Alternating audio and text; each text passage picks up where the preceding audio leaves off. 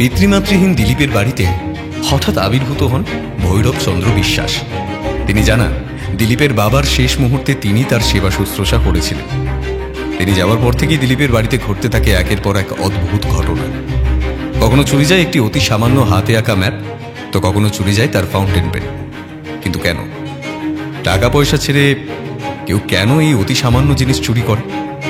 কি আছে সেই ম্যাপে, আর কি বা আছে দিলীপের বাবার দেওয়া শেষ স্মৃতিচিহ্ন একটি অতি সাধারণ ফাউন্টেন পেনে? বিমল ও কুমার কি দিলীপের এই সমস্যার সমাধান দিতে পারবে?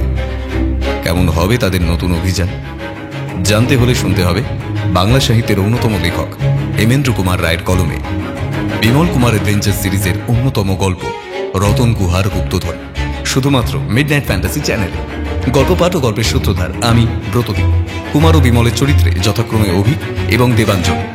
অন্যান্য চরিত্রে পার্থ, শুভ্রকমল, দিব্যেন্দু, অভিষেক, প্রীতম ও রৌনক।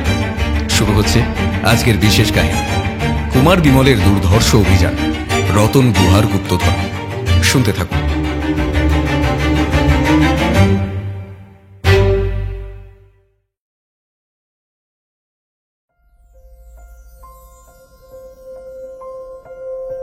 বিমল ও কুমার স্থির করেছে জীবনে তারা বিবাহ করবে না।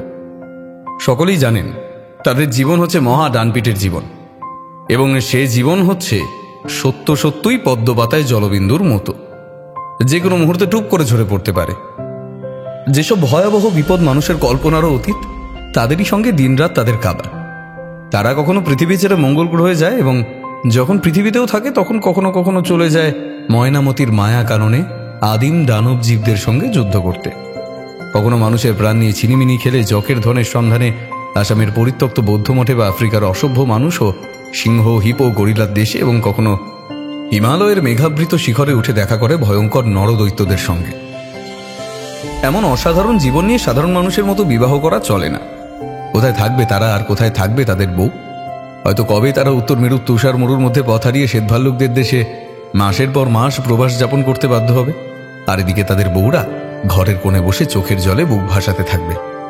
হয়তো কবে তাদের খেয়াল হবে চন্দ্রালোকে যাবার জন্য, আর খেয়াল মতো কাজ করে এ জন্মে আর দেশে ফিরে আসা হবে না। তখন স্বামী থাকতেও তাদের বউদের হতে হবে অনাথা বিধবার মতো। এসব বুঝে সুঝেই তারা পণ করে বসেছে এই জীবনে কোনোদিন টোপরও পড়বে না, গাঁট ছড়াও বাঁধবে না। কিন্তু তারা ধনী এবং বিখ্যাত, তাদের নাম জানে না দেশে এমন লোক নেই। এরকম দুটি সৎপাত্র যে চিরকুমার হয়ে পাওনাগণ্ডা থেকে তাদের ফাঁকি দেবে, ঘটক ঠাকুররা মোটেই এমন অভাবিত ব্যাপার ভাবতে রাজি নন। অতএব ঘটকের দল বিমল ও কুমারকে প্রায়ই বিপুল বিক্রমে আক্রমণ করতে ছাড়ে না। কিন্তু তারা যে কি উপায় ঘটকদের আক্রমণ থেকে আত্মরক্ষা করে, আজকের এই ঘটনা থেকেই সেটা বেশ জানা যাবে।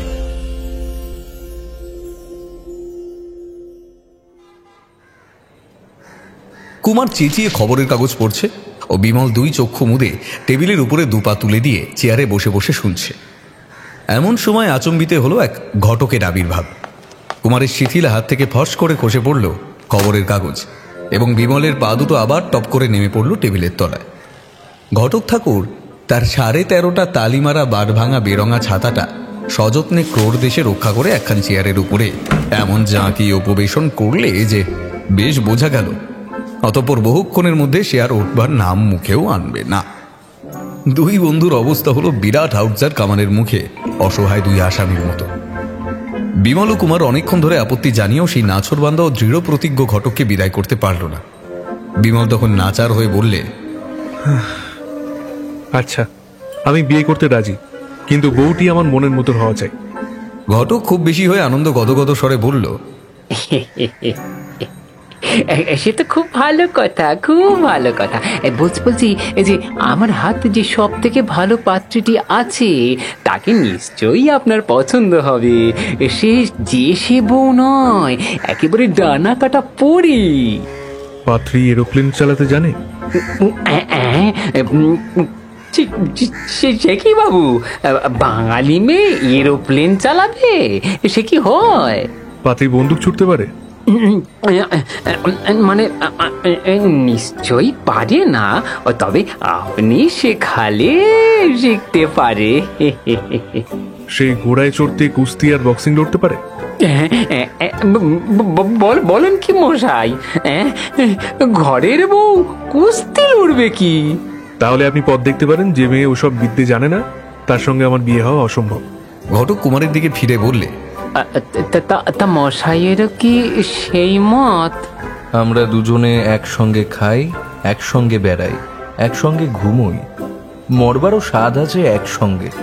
কাজেই আমাদের মতামত একরকম। না না না, মানে আপনারা যদি একটু... আর কিন্তু টিন্তু নয়, আপনার বিদায় নিতে দেরি হচ্ছে বলে ওই দেখুন বাঘা নিজেই খবরদারি করতে এসেছে। ঘটক ফিরে দেখলে ঠিক তার চেয়ারের পাশে এসে দাঁড়িয়েছে প্রকাণ্ড একটা কুকুর। মস্ত মস্ত ধারালো দাঁত বের করে সে দাঁতগুলো দেখবার পরেও আর কোনো যুক্তি দেখানো চলে না। অতএব ঘটক হতাশ ভাবে উঠে ঘর থেকে সুরচুর করে বেরিয়ে গেল। কুমার হাসতে হাসতে আবার খবরের কাগজখানা তুলে নিয়ে বিমল আবার দুই চক্ষু মুদে টেবিলের উপরে দুপা তুলে দিলে। কিন্তু কুমার পড়া শুরু করবার আগেই পুরাতন ভৃত্য রামহরি ঘরের ভিতরে ঢুকে বলল, এই খোকা বাবু, একটি বাবু দেখা করতে চান। বিমল আজ আর খোকা নয়, কিন্তু রামহরি তার পুরনো অভ্যাস ছাড়তে নারাজ। বিমল বিরক্ত স্বরে বললে, ও আবার কোন মহাপ্রভু জ্বালাতে এলেন? ঘটক টটক নয় তো? তাহলে হয়তো কোনো কোণের বাপ এসেছে। ঘটকের কাছে পার আছে, কিন্তু কোণের বাপের হাত ছাড়ানো সোজা নয়। হয়তো এসেই দুপা জড়িয়ে ধরবে। না না, যে বাবুটি এসেছেন সে বাবুটি তোমাদেরই বয়সী হবেন। এত কম বয়সে কেউ কনের বাপ হতে পারে না। না, বাবুটিকে তো ঘটক বলে মনে হচ্ছে না। আচ্ছা, লোকটিকে নিয়ে এসো। ঘরের ভিতরে যে লোকটি এসে ঢুকলো তার বয়স 22-23-এর বেশি হবে না। জোয়ান চেহারা, ফর্সা রং। আগন্তুক ঘরে ঢুকেই বললে, আপনি বিমলবাবু? আর আপনি কুমারবাবু তো? কাগজে আপনাদের ফটো আমি দেখেছি। দেখছি আমরা বড়ই বিখ্যাত হয়ে পড়েছি, কিন্তু আপনার নাম আর এখানে আসবার কারণ তো আমরা জানি না। আমার নাম হচ্ছে দিলীপ কুমার চৌধুরী, দেশ রাধানগর। বিশেষ এক বিপদে পড়ে আপনাদের কাছে ছুটে এসেছি। বিপদে পড়ে আমাদের মতো অচেনা লোকের কাছে এসেছেন কেন? আপনাদের সঙ্গে চোখাচোখি দেখা না হলেও বাংলাদেশের কারুর কাছেই আপনারা বোধহয় অচেনা নন। আপনাদের অদ্ভুত কীর্তিকলাপ কে না জানে বলুন তো? আমার দৃঢ় বিশ্বাস আমার এই বিপদে আপনারা যথেষ্ট সাহায্য করতে পারেন। তাহলে আর বাজে কথা না বলে গোড়া থেকে আপনার বিপদের সব কথা খুলে বলুন। কিছু লুকোবেন না, কারণ সমস্ত না জানলে আমরা আপনার কোনো উপকারেই লাগবো না। মশাই, এসে পর্যন্ত দেখছি একটা মস্ত বড় বিশ্রী কুকুর দরজার ফাঁক দিয়ে কটমট করে আমার পানিয়ে তাকিয়ে আছে। ওটাকে তাড়িয়ে দিন না, নইলে আমি নিশ্চিত হয়ে কোনো কথা বলতে পারবো না। কুমার ফিরে দেখলে তাদের প্রিয় কুকুর বাঘা দরজার ওপারে মাটির উপরে সামনের দুই থাবা পেতে বসে অত্যন্ত গম্ভীর মুখে দিলীপকে নিরীক্ষণ করছে। সে হেসে উঠে বললে, আপনি আমাদের চেনেন, ওকে চেনেন না? ও যে আমাদের বাঘা। বাঘা? কিন্তু ও যে দেখছি নেড়ি কুত্তা। হ্যাঁ, বাঘা আমাদের মতোই নেটিভ বটে। আমরা স্বদেশের ধুলোকেও ভালোবাসি, তাই বিলিতি কুকুর পুষি না। আমরা হচ্ছে কবি ঈশ্বর গুপ্তের ভক্ত। আমরা তার ভাষায় কত রূপ স্নেহ করি, দেশের কুকুর ধরি, বিদেশের ঠাকুর ফেলিয়া। কোনো বিলিতি কুকুরই বাঘার চেয়ে বুদ্ধিমান আর জোয়ান নয়। আপনি চেয়ারে বসে নির্ভয়ে সব কথা বলুন। বাঘাকে কোনো ভয় নেই, ও খালি আপনার দিকে তাকিয়ে বুঝতে চেষ্টা করছে আপনি ভালো না মন্দ লোক। দিলীপ আর কিছু না বলে একখানা চেয়ারের উপরে বসে নিজের কাহিনী শুরু করলে।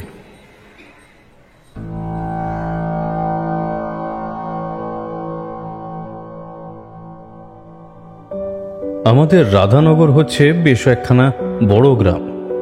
যদিও সেখানে ব্রাহ্মণ, বৈদ্য, কায়স্থ প্রভৃতির চেয়ে নিম্নজাতির দলই বেশি ভারী। গায়ের পশ্চিম দিক দিয়ে বয়ে যাচ্ছে বাউরি নদী, তার সঙ্গে গঙ্গার যোগ আছে। সেই জন্য রাধানগরের ঘাটে অনেক দূর দেশের নৌকো আর স্টিমার এসে লাগে। এই বাউরি নদীর তীরেই আমাদের বাড়ি। ছেলেবেলাতেই আমার মা মারা যান। তার মুখও আমার ঠিক মনে পড়ে না। মাস ছয়েক আগে আমার ঠাকুরদাদাও ইহলোক ত্যাগ করেন। ঠাকুরমা অনেক আগেই স্বর্গে গিয়েছিলেন। ঠাকুরদাদা মারা যাওয়ার সময় বাবাকে কি বলে যান তা আমি জানি না, কিন্তু তার মৃত্যুর পর থেকেই বাবা সর্বদাই যেন কি চিন্তা করতেন। তারপর এই তো ওই মাস তিনেক আগে হঠাৎ তিনি তীর্থযাত্রা করেন। আমি বাবার একমাত্র সন্তান। আগে আমাদের খুব বড় জমিদারি ছিল, কিন্তু ঠাকুরদাদা বিষয় সম্পত্তির অধিকাংশই নষ্ট করে ফেলেন। এখন সামান্য কিছু জমিজমা আছে, আর আমার কোনো ভাগিদারও নেই, তাই কোনো রকমে মোটা ভাত কাপড়ের সংস্থান হয় আর কি। আমাদের অবস্থার এই পরিবর্তনে বাবা বড় কাতর হয়ে পড়েছিলেন, বুঝলেন। এর জন্য সর্বদাই দুঃখিত মুখে থাকতেন। আমার বাবার নাম তারিণীচরণ চৌধুরী, আর ঠাকুরদাদার নাম ছিল শ্যামাপদ চৌধুরী।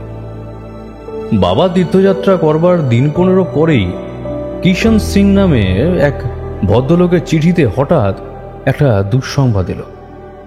আলমোড়ার কাছে এক জঙ্গলে নাকি বাবাকে ডাকাতের দল আক্রমণ ও আহত করে, এবং কিষাণ সিং তাকে পথ থেকে তুলে এনে বাঁচাবার অনেক চেষ্টা করেও বাঁচাতে পারেননি।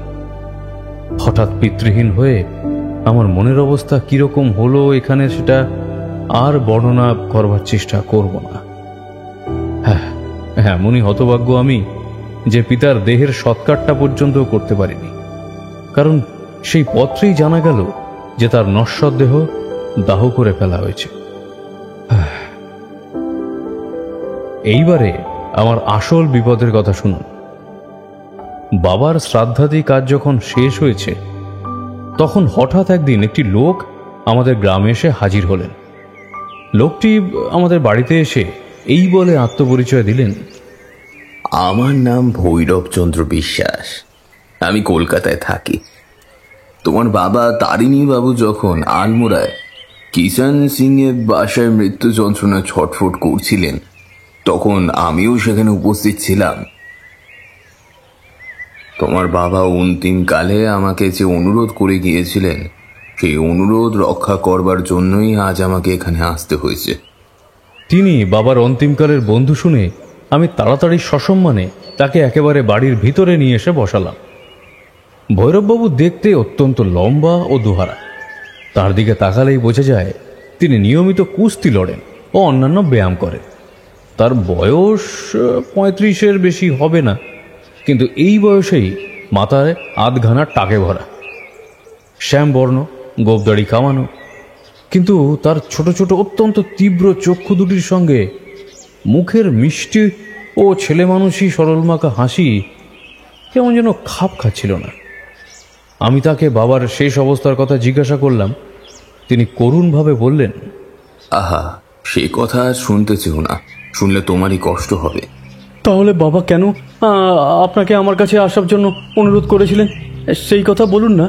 বেশি কথা তিনি কিছুই বলেননি, বলতে পারেননি। তবে মারা যাবার মিনিট 2 আগে তিনি আমার 2 হাত চেপে ধরে আকুল স্বরে বলেছিলেন,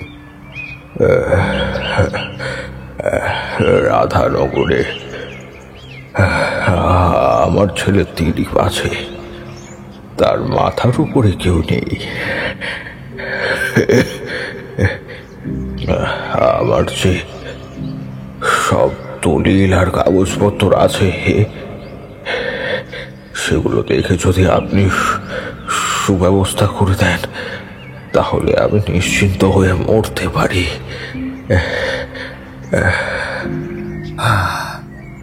এই তার শেষ কথা। আমি স্বীকার করলাম। তারপরেই তার মৃত্যু হলো। সেই ঘরেই বাবার লোহার সিন্দুকখানা ছিল। আমি সিন্দুক খুলে ভিতরকার সমস্ত কাগজপত্র ভৈরববাবুর সামনে বার করে দিলাম। তিনি খুব মন দিয়ে সমস্ত কাগজপত্র পরীক্ষা করতে লাগলেন। ছোট্ট একটা ক্যাশ বাক্সে একখানা খামের ভিতরে এক টুকরো কাগজ ছিল। সেইটাই তিনি প্রায় 10 মিনিট ধরে দেখলেন। তারপর কাগজখানা আবার বাক্সের ভিতরে রেখে দিয়ে বললেন, দিলীপ, তোমার কাগজপত্রের ভিতরে কোনো গোলমাল নেই। তবে তোমার বাবা এত ব্যস্ত আর চিন্তিত হয়েছিলেন কেন, সেটা তো কিছুই বোঝা যাচ্ছে না। আর কোনোখানে কি তোমার বাবার কোনো কাগজপত্র আছে? আগে না। আরও কিছুক্ষণ কথাবার্তা বলে তিনি বিদায় গ্রহণ করলেন। যাওয়ার সময় লক্ষ্য করলাম ভৈরববাবুর ডান হাতে আঙুল আছে 6টা। ভৈরববাবু অতক্ষণ ধরে এক টুকরো কাগজ নিয়ে কি লক্ষ্য করছিলেন তা জানবার জন্য মনের মধ্যে বেশ কৌতূহল জন্মাল। ক্যাশ বাক্সটা আবার খুললাম। খামের ভিতর থেকে কাগজের টুকরোটা বের করে ভাঁজ খুলে দেখলাম তার ভিতরে খালি একটা ম্যাপ আঁকা আছে। কোথাকার ম্যাপ সেসব কিছুই জানবার উপায় নেই। খুব পুরনো কালি দিয়ে টানা গুটি কয়েক লাইন এবং হাতের অক্ষরে লেখা রয়েছে পাহাড়, গুহা ও সরোবর ইত্যাদি। এই তুচ্ছ ম্যাপখানা ভৈরববাবু এতক্ষণ ধরে দেখছিলেন কেন? অনেকক্ষণ ভেবেও কিছুই বুঝতে না পেরে বোঝবার চেষ্টা ছেড়ে দিয়ে কাগজপত্র সব আবার সিন্ধুকের ভিতরে পুরে রাখলাম।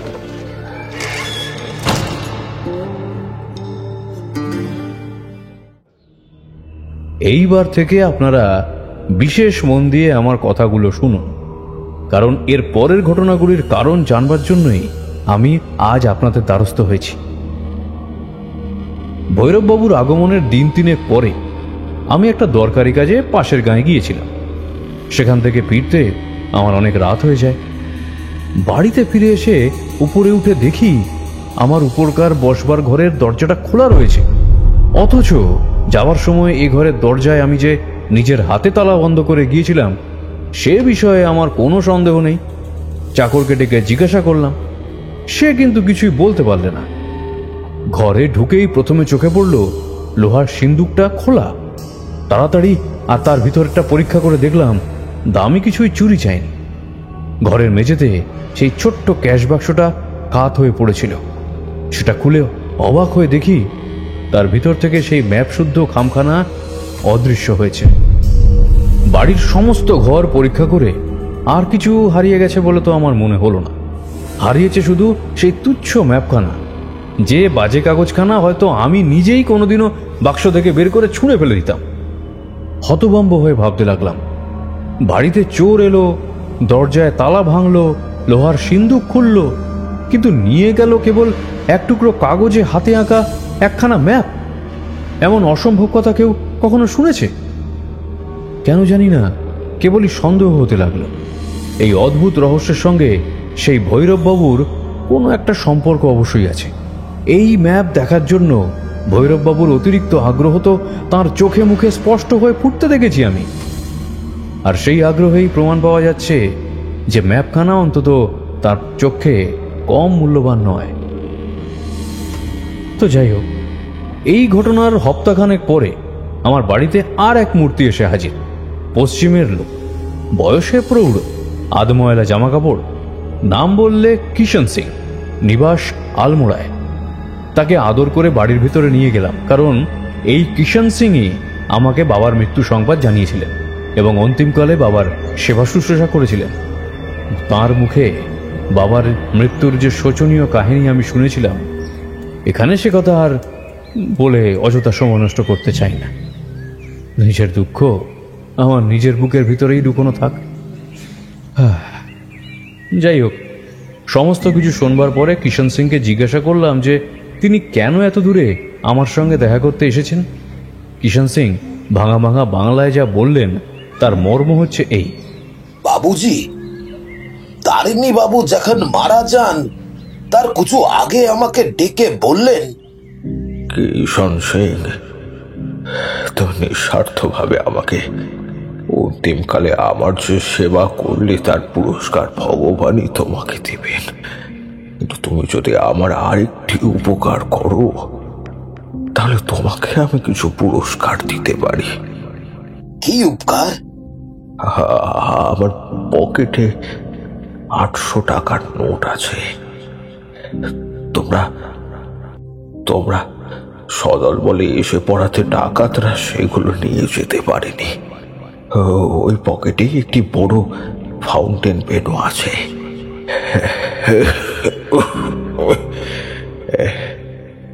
500 টাকা আর ওই ফাউন্টেন পেনটি নিয়ে তুমি যদি দেশে গিয়ে আমার ছেলেকে দিয়ে আসতে পারো তাহলে বাকি 300 টাকা তোমাকে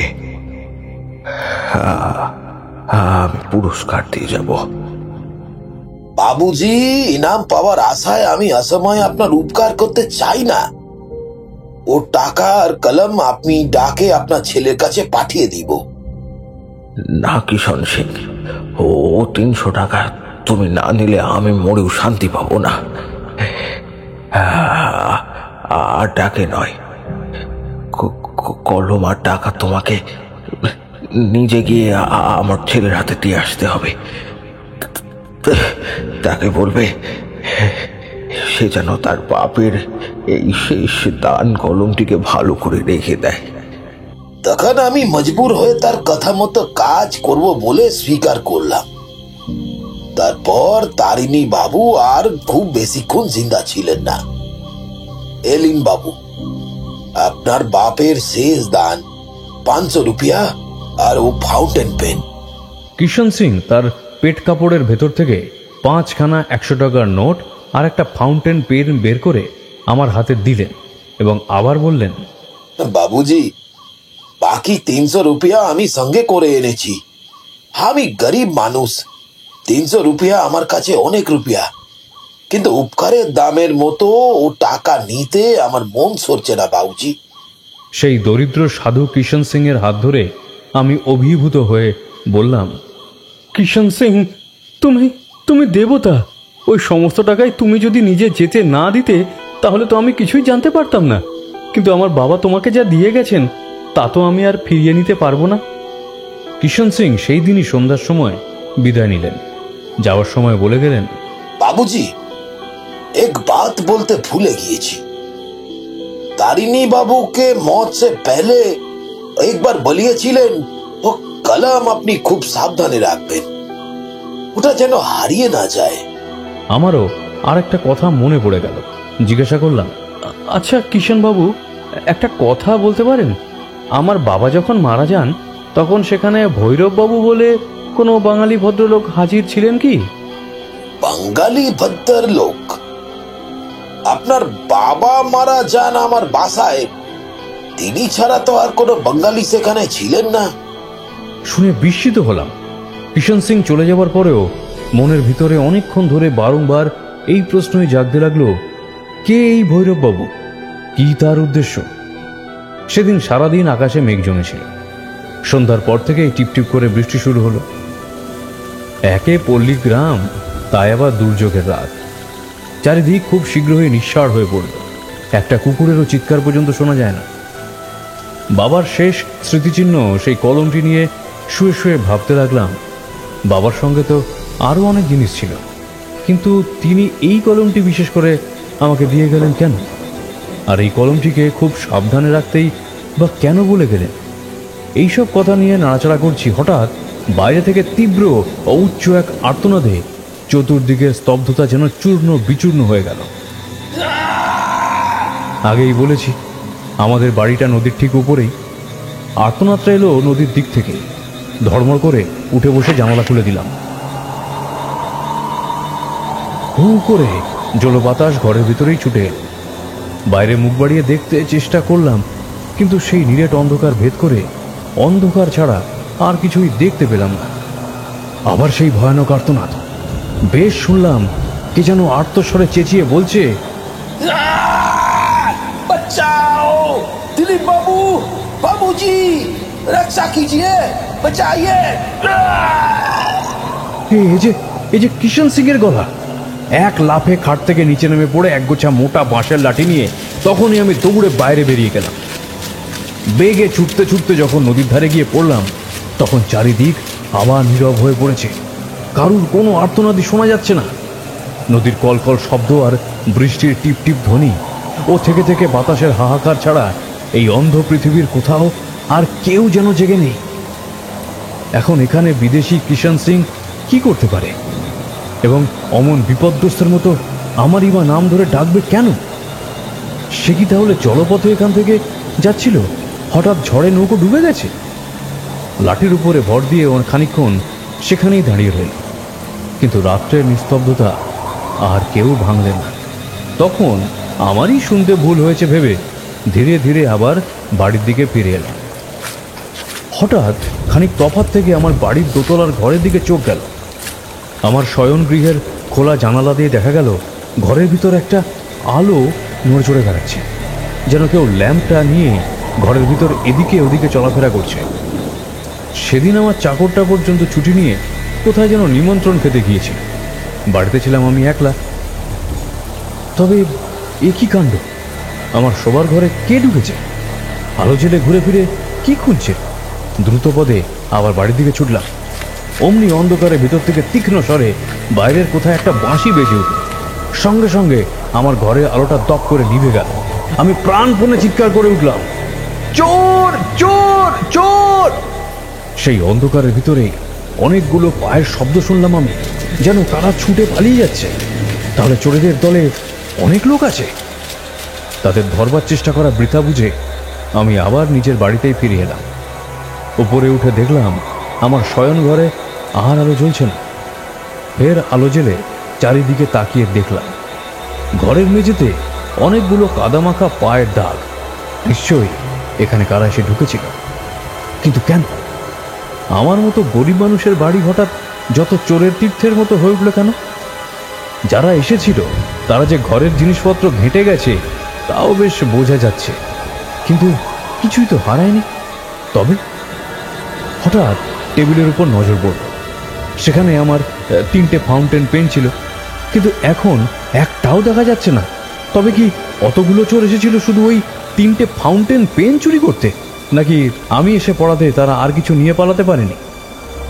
সেদিনের চোরেরা চুরি করলে এক টুকরো কাগজ, আর আজকের চোরেরা নিয়ে গেল কেবল 3টে কলম। চোরেদের ঘরে কি কাগজ কলমের এতই অভাব?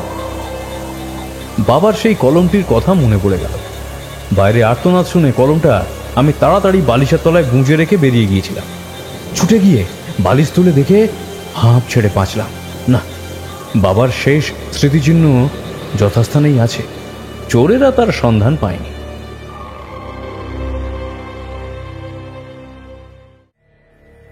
পরের দিন নদীর ধারে বিষম একটা হট্টগোল শুনে গিয়ে যা দেখলাম তা আবার বর্ণনা করতে বা মনে করতে দুঃখে কষ্টে আমার বুকটা ভেঙে যাচ্ছে।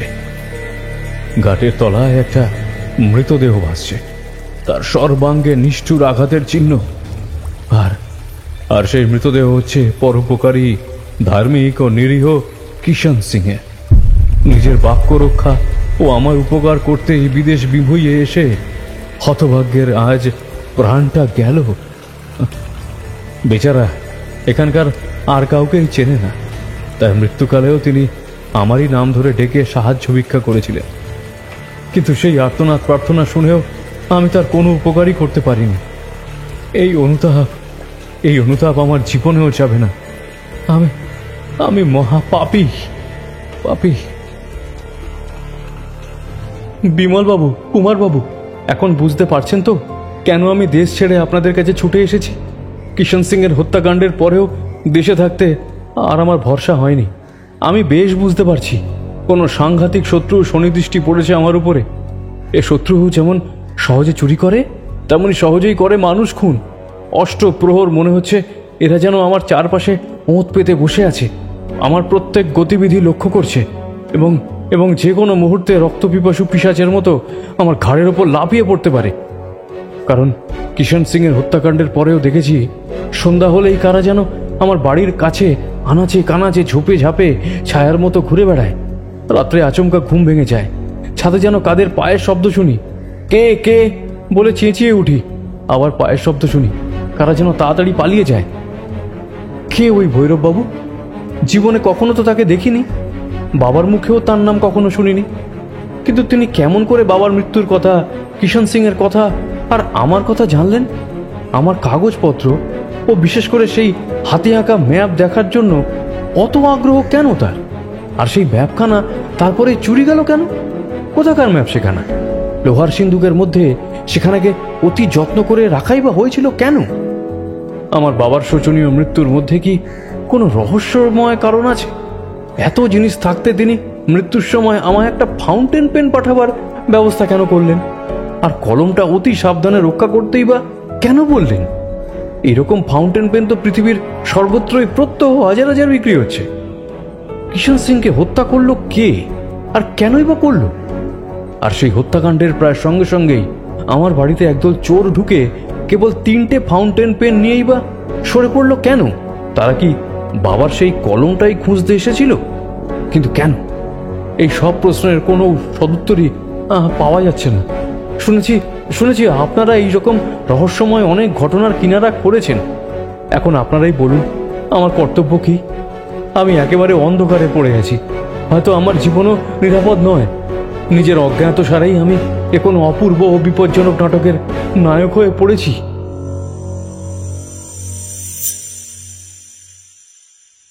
এতক্ষণ পর্যন্ত বিমল একটাও কথা বলেনি। দিলীপের সমস্ত কাহিনী শুনেও সে প্রথমে কিচ্ছু বললে না, চুপ করে কি ভাবতে লাগলো। কুমার জিজ্ঞাসা করলে, দিলীপবাবু, এমন কোনো লোককে আপনি জানেন কি আপনার সঙ্গে বা আপনাদের পরিবারের সঙ্গে যার শত্রুতা আছে? না, এমন কাউকেই তো আমি জানি না। আপনাদের সম্পত্তির আর কোনো উত্তরাধিকারী যে নেই সে বিষয়েও আপনি নিশ্চিত?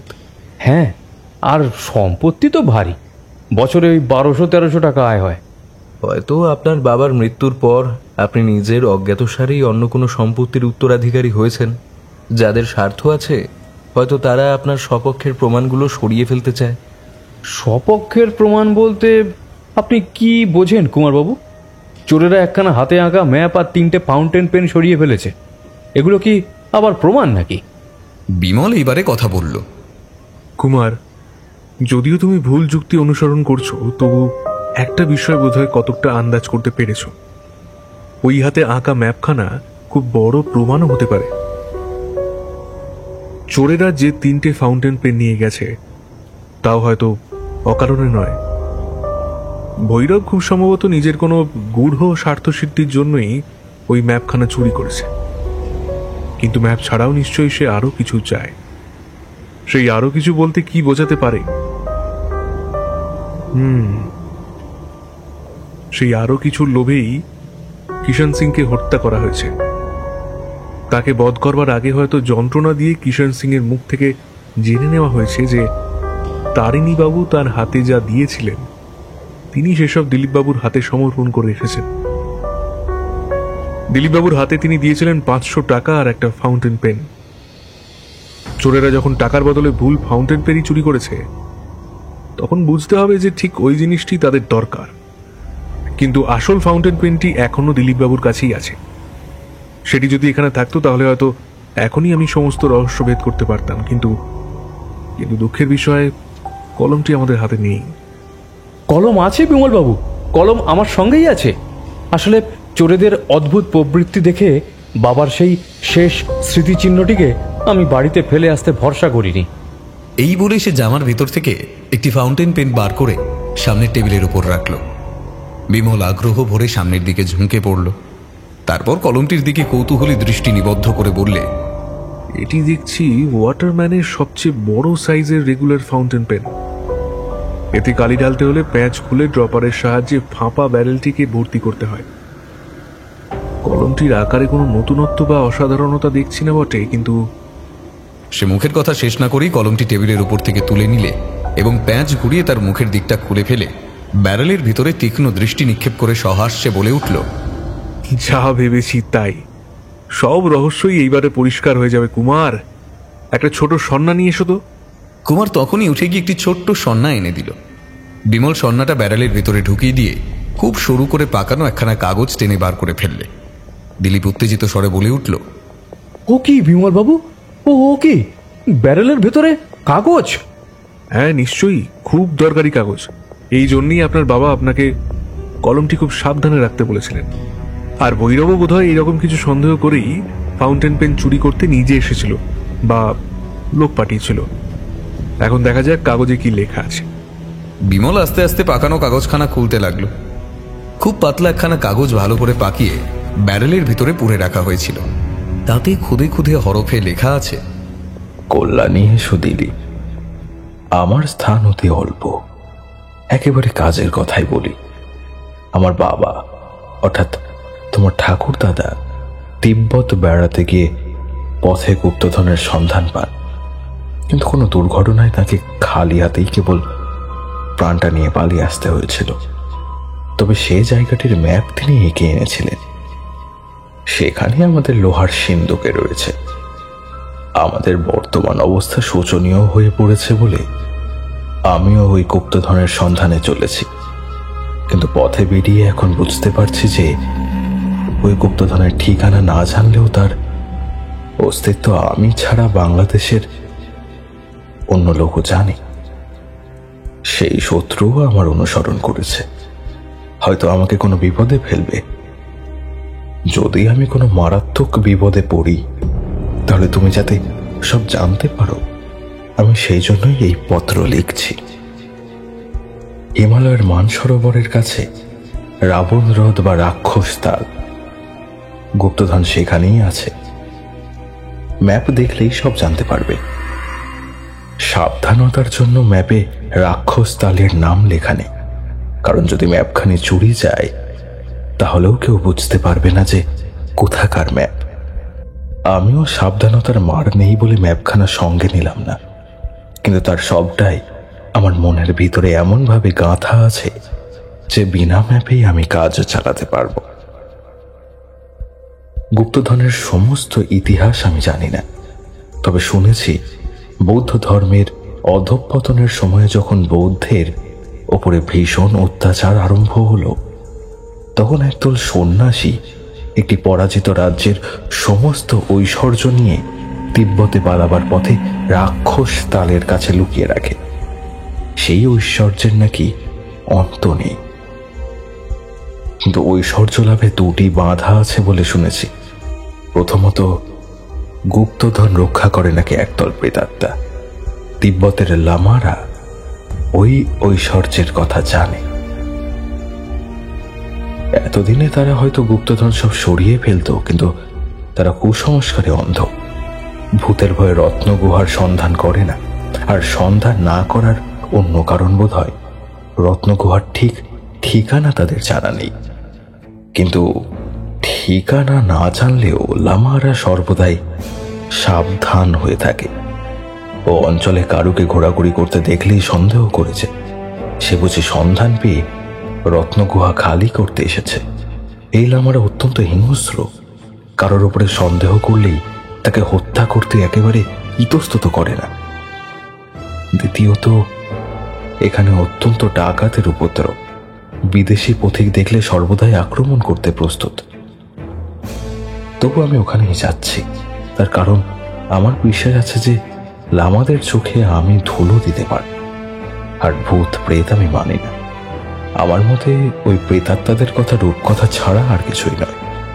খুব সম্ভব ওই ভূতের ভয় সৃষ্টি করা হয়েছে শুধু লোভী লোকেদের তফাতে রাখবার জন্য। আর ডাকাতের ভয় বুদ্ধি থাকলে তাদের চোখেও ধুলো দেওয়া অসম্ভব হয়।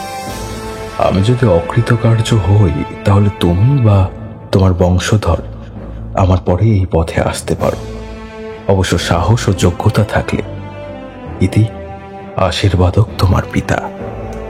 পত্রপাঠ শেষ হলে পর তিনজনেই খানিকক্ষণ স্তব্ধ হয়ে বসে রইল। সর্বপ্রথম মুখ খুলে দিলীপ অভিভূত স্বরে বললে, এতক্ষণে সব বোঝা গেল।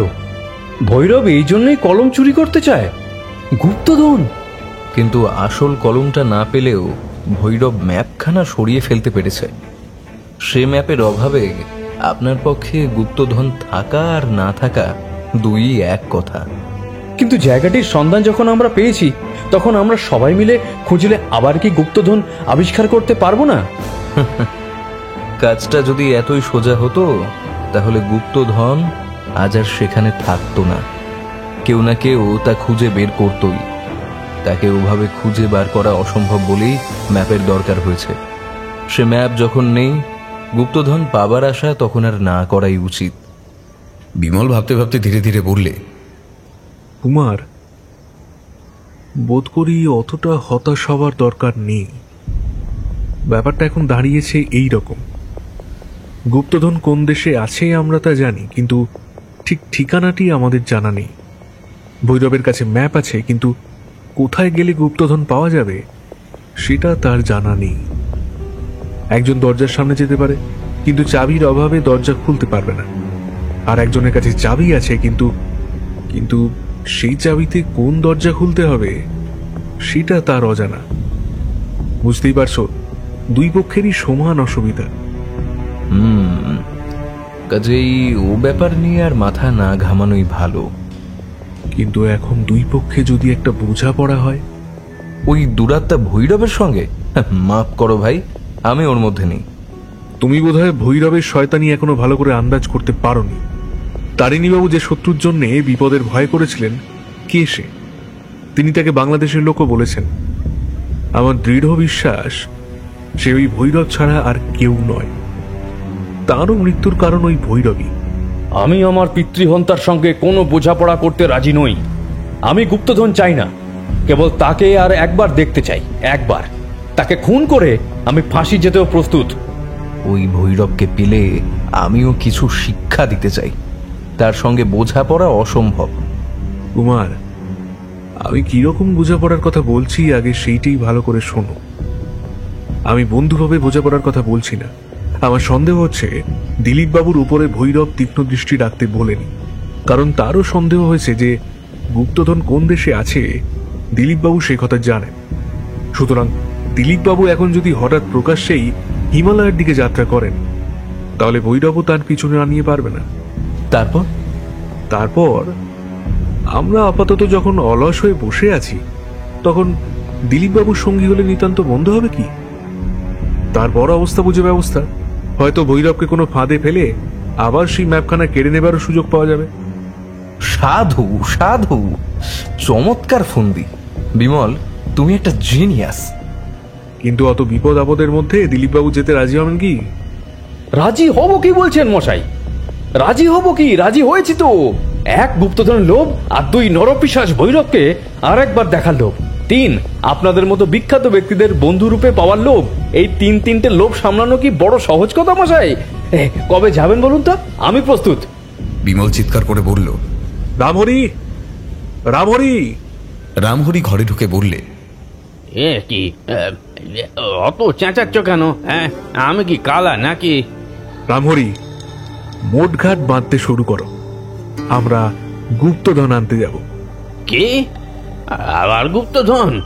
তোমাদের সঙ্গে এবারে আমি নেই যেন।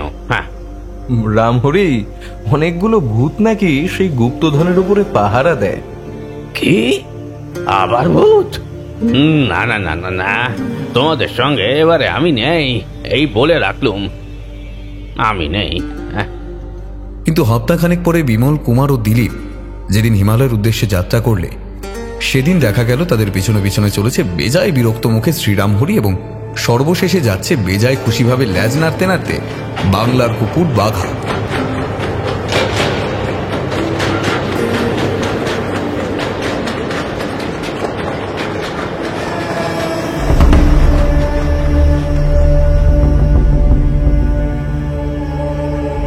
কলকাতা থেকে বেরিলি, বেরিলি থেকে আলমোড়া, আলমোড়া থেকে আসকোট।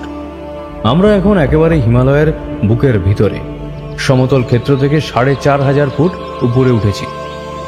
পাহাড়ের পিছন থেকে চন্দ্র সূর্যের উদয় ও অস্ত দেখছি, গিরি নির্ঝরিণীর গান ভরা নাচ দেখছি, পাইন গাছের নতুন বাহার দেখছি। কিন্তু বাংলাদেশে যে জন্মেছে, কিংবা বাংলাদেশকে যে একবার ভালোবেসেছে, বাংলার বাইরেকার আর কোনো জায়গায় বোধহয় তার মনে ধরবে না।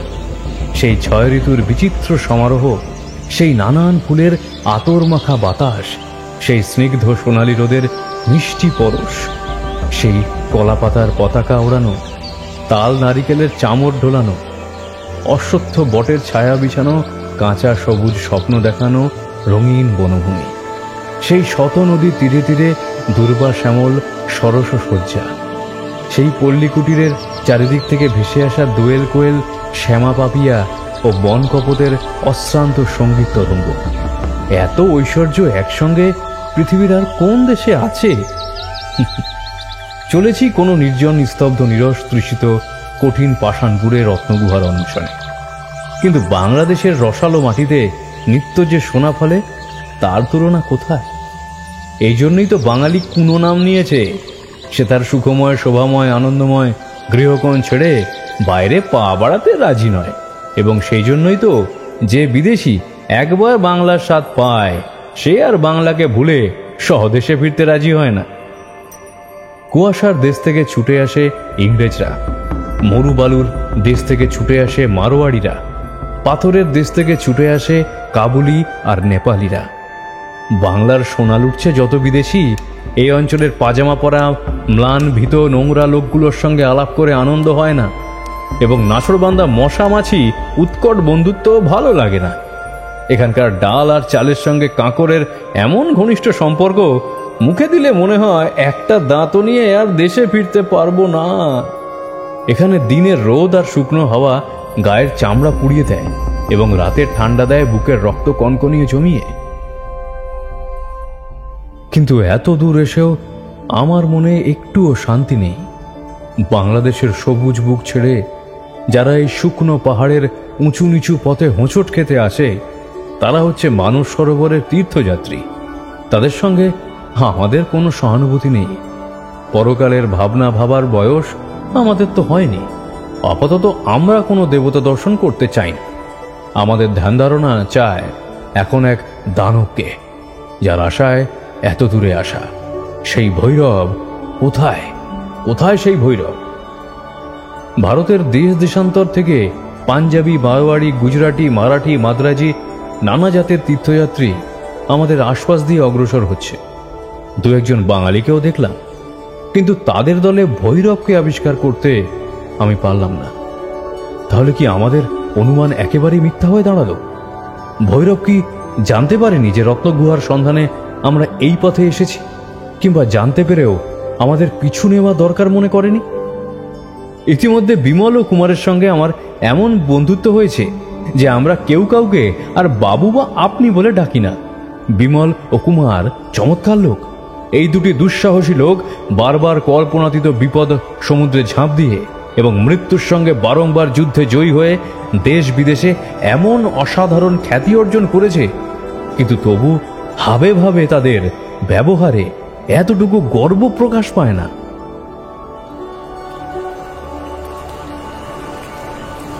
আসকোট পাহাড়ের শিখরে আছে একটি কালী মন্দির এবং তার পদতলে এসে মিশেছে কালী ও গৌরী নামের দুটি নদী। এই নদী সঙ্গমে আমাদের তাঁবু খাটানো হলো। আজকের ঘুটঘুটে অমাবস্যার রাতটা আমরা এখানেই পুইয়ে যাব। আমরা একটা বড় ও একটা ছোট তাঁবু এনেছিলাম। ছোট তাঁবুতে রামহরি থাকতো, ও রান্নাবান্না করত, এবং বড় তাঁবুতে বাঘাকে নিয়ে আমরা তিনজনে বাস করতাম। এই আসকোটে অমাবস্যার রাতে প্রথম একটা উল্লেখযোগ্য ঘটনা ঘটল। রাত্রে খাওয়া দাওয়ার পর আমরা যে যার কম্বল মুড়ি দিয়ে শুয়ে পড়লাম। একেই সারাদিন পাহাড়ে পথ হাঁটা, তাই রাত্রে কনকনে পাহাড়ে ঠান্ডা। ঘুম আসতে দেরি হলো না। কতক্ষণ ঘুমিয়েছিলাম জানি না, আচম্বিতে বাঘার তীব্র গর্জনে জেগে উঠলাম এবং সেই সঙ্গে শুনলাম বিষম এক ঝাপটাঝাপটি শব্দ। প্রথমে অন্ধকারে কিছুই নজরে পড়ল না। একবার ভাবলাম তাঁবুর ভিতরে বাঘ কি ভাল্লুক ঢুকেছে নাকি। উঠে পড়ে ভয় সিটিয়ে বিছানার এক কোণে সরে গিয়ে বসলাম। কিন্তু তারপরেই শুনলাম কে যেন আর্তস্বরে বলে উঠল, উহ! তারপরেই ধূপধাপ করে পায়ের শব্দ, এবং শব্দটা যেন তাঁবুর ভিতর থেকে তাড়াতাড়ি বেরিয়ে গেল। বুঝলাম তাঁবুর মধ্যে কোনো জন্তু আসেনি, এসেছে মানুষই। কিন্তু কে সে? চোর। ইতিমধ্যে বিমল ও কুমারও জেগে উঠে তাড়াতাড়ি টর্চ জ্বেলে ফেললে, কিন্তু তাঁবুর ভিতরে আর কেউ নেই। কেবল বাঘা চিৎকার করতে করতে শিকল প্রায় ছিঁড়ে ফেলবার উপক্রম করছে। বিমল একবার বাইরে গেল, তারপর ফিরে এসে বলল, বাইরে তো কারুকে দেখতে পেলাম না। বাঘা, তোর হলো কি? বাঘার সমানে চিৎকার করছে আর লাফাচ্ছে। কুমার লণ্ঠন জ্বেলে বাঘার কাছে গিয়ে তাকে ভালো করে দেখে বলল, বিমল, তাঁবুর ভিতরে নিশ্চয়ই কেউ এসেছিল। এই দেখো, বাঘার মুখে রক্তের দাগ। যে এসেছিল সে বাঘার কামড় খেয়ে চম্পট দিয়েছে। বাঘা যদি বাধা না দিত তাহলে সে আজ পালিয়েও বাঁচতে পারত না। তাঁবুর দরজার কাপড়ে বিমল আর একটা নতুন জিনিস আবিষ্কার করল। একখানা রক্তাক্ত হাতের ছাপ স্পষ্ট। দেখো দিলীপ, যে এসেছিল তার হাতে আঙুল আছে 6টা। ভৈরবেরও ডান হাতে যে 6টা আঙুল দেখেছি। তাহলে ভৈরবী আজ আমাদের আদর করতে এসেছিল। কিন্তু এখানে যে বাঘার মতন সজাগ প্রহরী আছে, অতটা সে খেয়ালে আনেনি। ওরে বাঘা, ভৈরবের মাংস খেতে কেমন রে? খানিকটা কামড়ে তুলে নিতে পেরেছিস কি? বাঘা তার পলাতক শত্রুর উদ্দেশ্যে ক্রমাগত ধমক দিতে লাগলো। কুমার বললে, বাঘা বোধ হয় ভৈরবকে ভীরু কাপুরুষ বলে গালাগাল দিচ্ছে। বিমল আবার বিছানায় শুয়ে পড়ল, বলল, বাঁচলাম। তাহলে আমার অনুমান মিথ্যে নয়। ভৈরব লুকিয়ে আমাদের পিছু নিয়েছে। নিশ্চয়ই সে কোনো ছদ্মবেশ করেছে, কিন্তু সে তাঁবুর ভেতরে ঢুকেছিল কেন? সে একা না দল বেঁধে এসেছে? মিনিট দুয়েক পরেই বিচিত্র সুরে তার নাক ডেকে উঠল। অদ্ভুত মানুষ, বিপদ তার কাছে এত সহজ যে ঘুম আসতে একটুও বিলম্ব হয় না। অল্পক্ষণ পরে কুমারও ঘুমিয়ে পড়ল। আমি কিন্তু প্রায় শেষ রাত পর্যন্ত জেগেই রইলাম। তন্দ্রা আসে, আবার ভেঙে যায়। খালি মনে হয় কারা যেন ধারালো ছুরি নিয়ে অন্ধকারে পা টিপে টিপে আমার গলা কাটতে আসছে।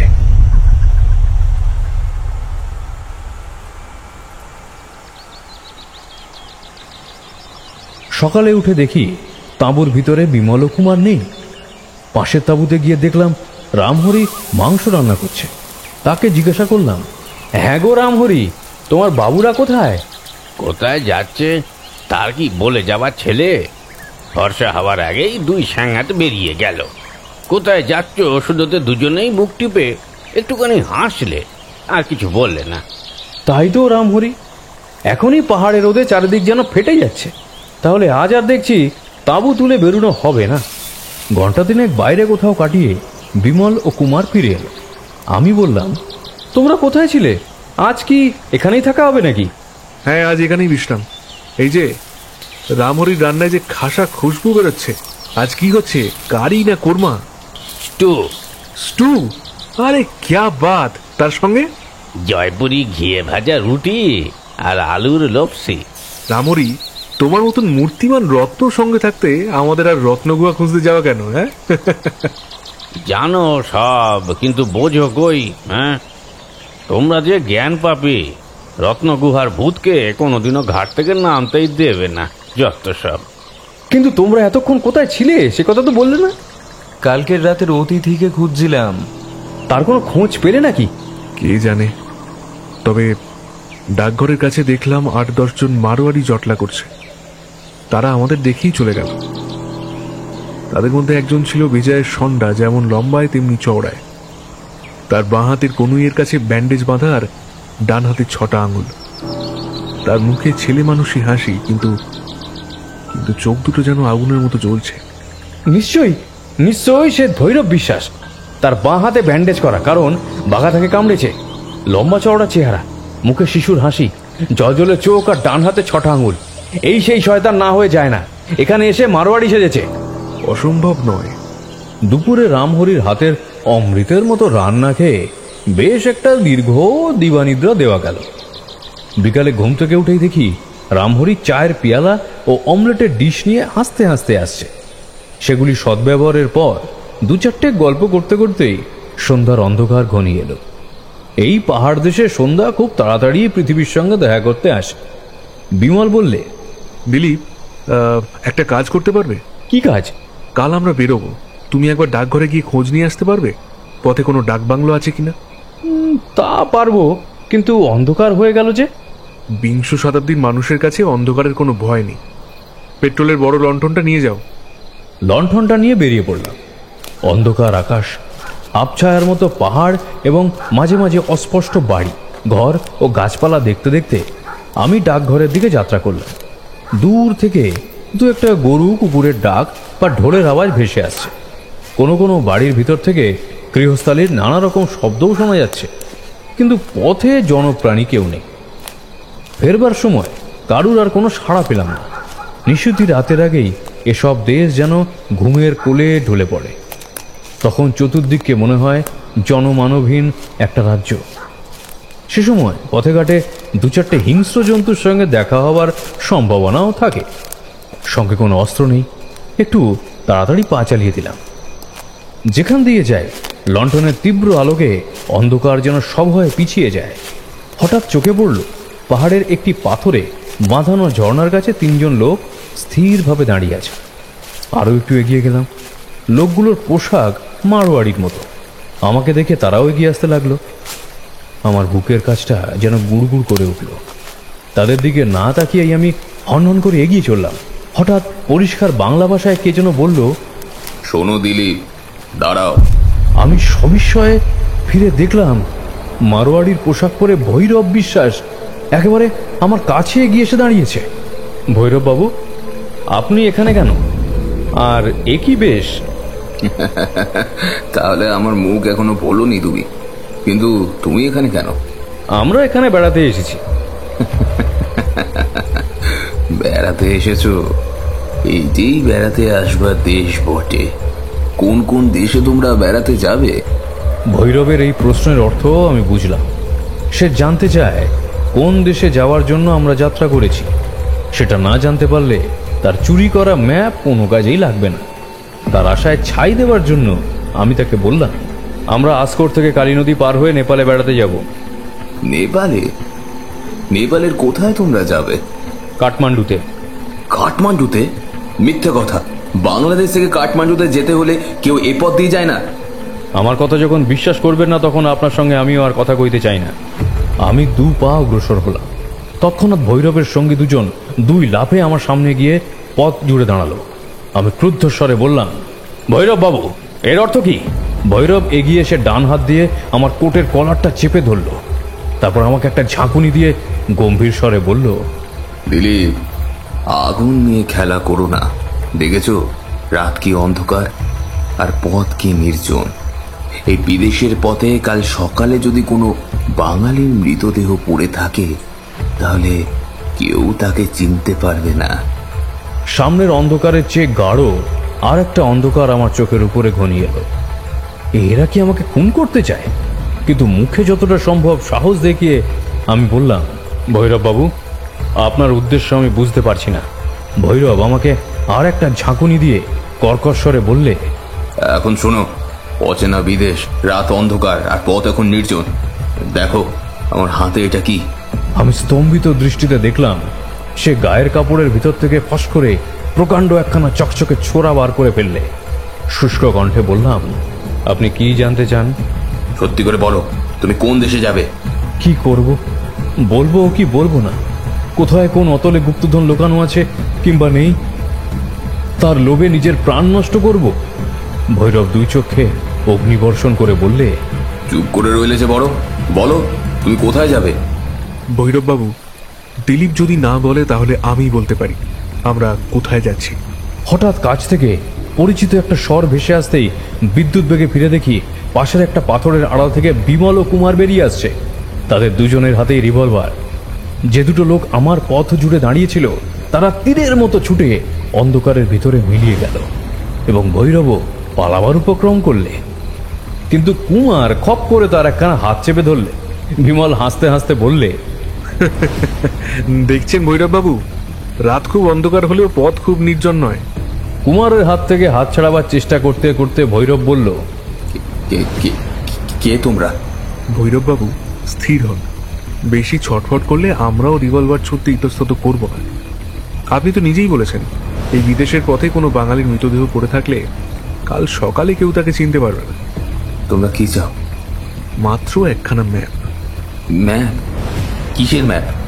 কিসের ম্যাপ তা তুমিও জানো, আমরাও জানি।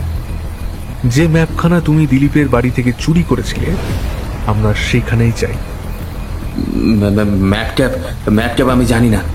আমার হাত ছাড়ো, নাইলে আমি চিৎকার করে লোক ডাকবো। তুমি চিৎকার করলে এখানে খালি প্রতিধ্বনি উত্তর দেবে, কিন্তু তার আগেই আমি তোমাকে গুলি করে কুকুরের মতো মেরে ফেলবো। আমার কাছে কোনো ম্যাপ নেই। তোমার কাছেই ম্যাপ আছে। অমন মূল্যবান জিনিস তুমি যে কাজ ছাড়া করেছো, কি অন্য কারোর কাছে রেখেছো, এই কথা আমি বিশ্বাস করি না। নির্বোধ, এখনো কি বুঝতে পারছো না যে তোমাকে ধরবার জন্যই আজ আমরা ফাঁদ পেতেছি? আমরা জানি তুমি আমাদের গতিবিধি লক্ষ্য করছো। আমরা জানি রাত্রে নির্জন পথে দিলীপকে একলা পেলেই তোমরা ভয় দেখিয়ে তার কাছ থেকে আমাদের গন্তব্যস্থানের কথা জানবার চেষ্টা করো। আমরা জানি গুপ্তধনের ঠিকানা পাওনি বলে তোমার আফসোসের সীমা নেই। মূর্খের মতো ফাঁদে যখন পা দিয়েছ, তখন ম্যাপখানা ফিরিয়ে না দিলে আর তোমার মুক্তি নেই। ম্যাপের কথা আমি কিছুই জানি না। কুমার, তুমি ভৈরবের হাত দুখানা ওর গায়ের কাপড় দিয়ে পিস মোড়া করে বেঁধে ফেলো তো। ও যদি পালাবার চেষ্টা করে, আমি তাহলে এখনই গুলি করে ওর ঠ্যাং খোঁড়া করে দেবো। বিমল রিভলভার বাগিয়ে দাঁড়িয়ে রইল। কুমার আর আমি ভৈরবকে খুব কষে বেঁধে ফেললাম। দারুণ ক্রোধে তার মুখ রক্তবর্ণ হয়ে ফুলে উঠল, কিন্তু সে কোনো বাধা দিলে না। বিমল বললে, এইবারে ওর জামা কাপড় ভালো করে খুঁজে দেখো, ম্যাপ নিশ্চয়ই ওর কাছে আছে। প্রথমে তার কোটের পকেট, তারপর প্লানেলের শার্ট, তারপর ভিতরকার মোজায় খুঁজে পাওয়া গেল একটা মানি ব্যাগ। সেই মানি ব্যাগের মধ্যে পেলাম আমাদের হারামুনি অর্থাৎ রত্ন গুহার সেই হাতে আঁকা ম্যাপখানা। ভৈরব, তুমি যে বেচারা কিষণ সিংকে খুন করেছো তাও আমরা জানি, কিন্তু যথেষ্ট প্রমাণ নেই বলে তোমাকে আমরা পুলিশের হাতে সঁপে দিতে পারলাম না। তুমি মহাপাপিষ্ঠ।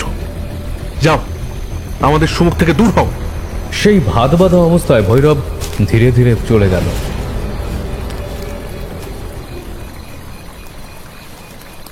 ফেরবার মুখে আমি বললাম, বিমল, শিকারীরা যেমন গরু ছাগলের লোভ দেখিয়ে বাঘকে ফাঁদে ফেলে, তোমরা আমাকে ঠিক সেইভাবেই আজ ব্যবহার করেছো। হ্যাঁ হ্যাঁ, ঠিক সেইভাবেই। কিন্তু অনেক সময় বাঘ সেই গরু ছাগলকে বধ করে, সেটাও জানো তো। অভিমান করো না বন্ধু, অভিমান করো না। যদিও তুমি আমাদের দেখতে পাওনি, তবু এটা জেনো যে আমাদের দৃষ্টি বরাবরই তোমার উপরে ছিল। কিন্তু আগে থাকতে এই কৌশলের কথা আমাকে জানালে কি ক্ষতি হতো? এইসব বিপদ আপদে তুমি এখনো আমাদের মতো অভ্যস্ত হওনি, হয়তো তুমি ভয় পেতে। আরে কেল্লা যখন এত সহজে ফতে হয়েছে, তখন এত কথা কাটাকাটি আর মান অভিমান কেন? এখন আনন্দ করো ভাই, আনন্দ করো। গুপ্তধনের ঠিকানা আমরা জানি, হারানো ম্যাপ আবার ফিরে এসেছে, দুরাত্মার দুরাশায় ছাই পড়েছে। এখন কেবল আনন্দ করো। কিন্তু বিনা মেঘের বজ্র হয়তো এখন আমাদের জন্য প্রস্তুত হচ্ছে।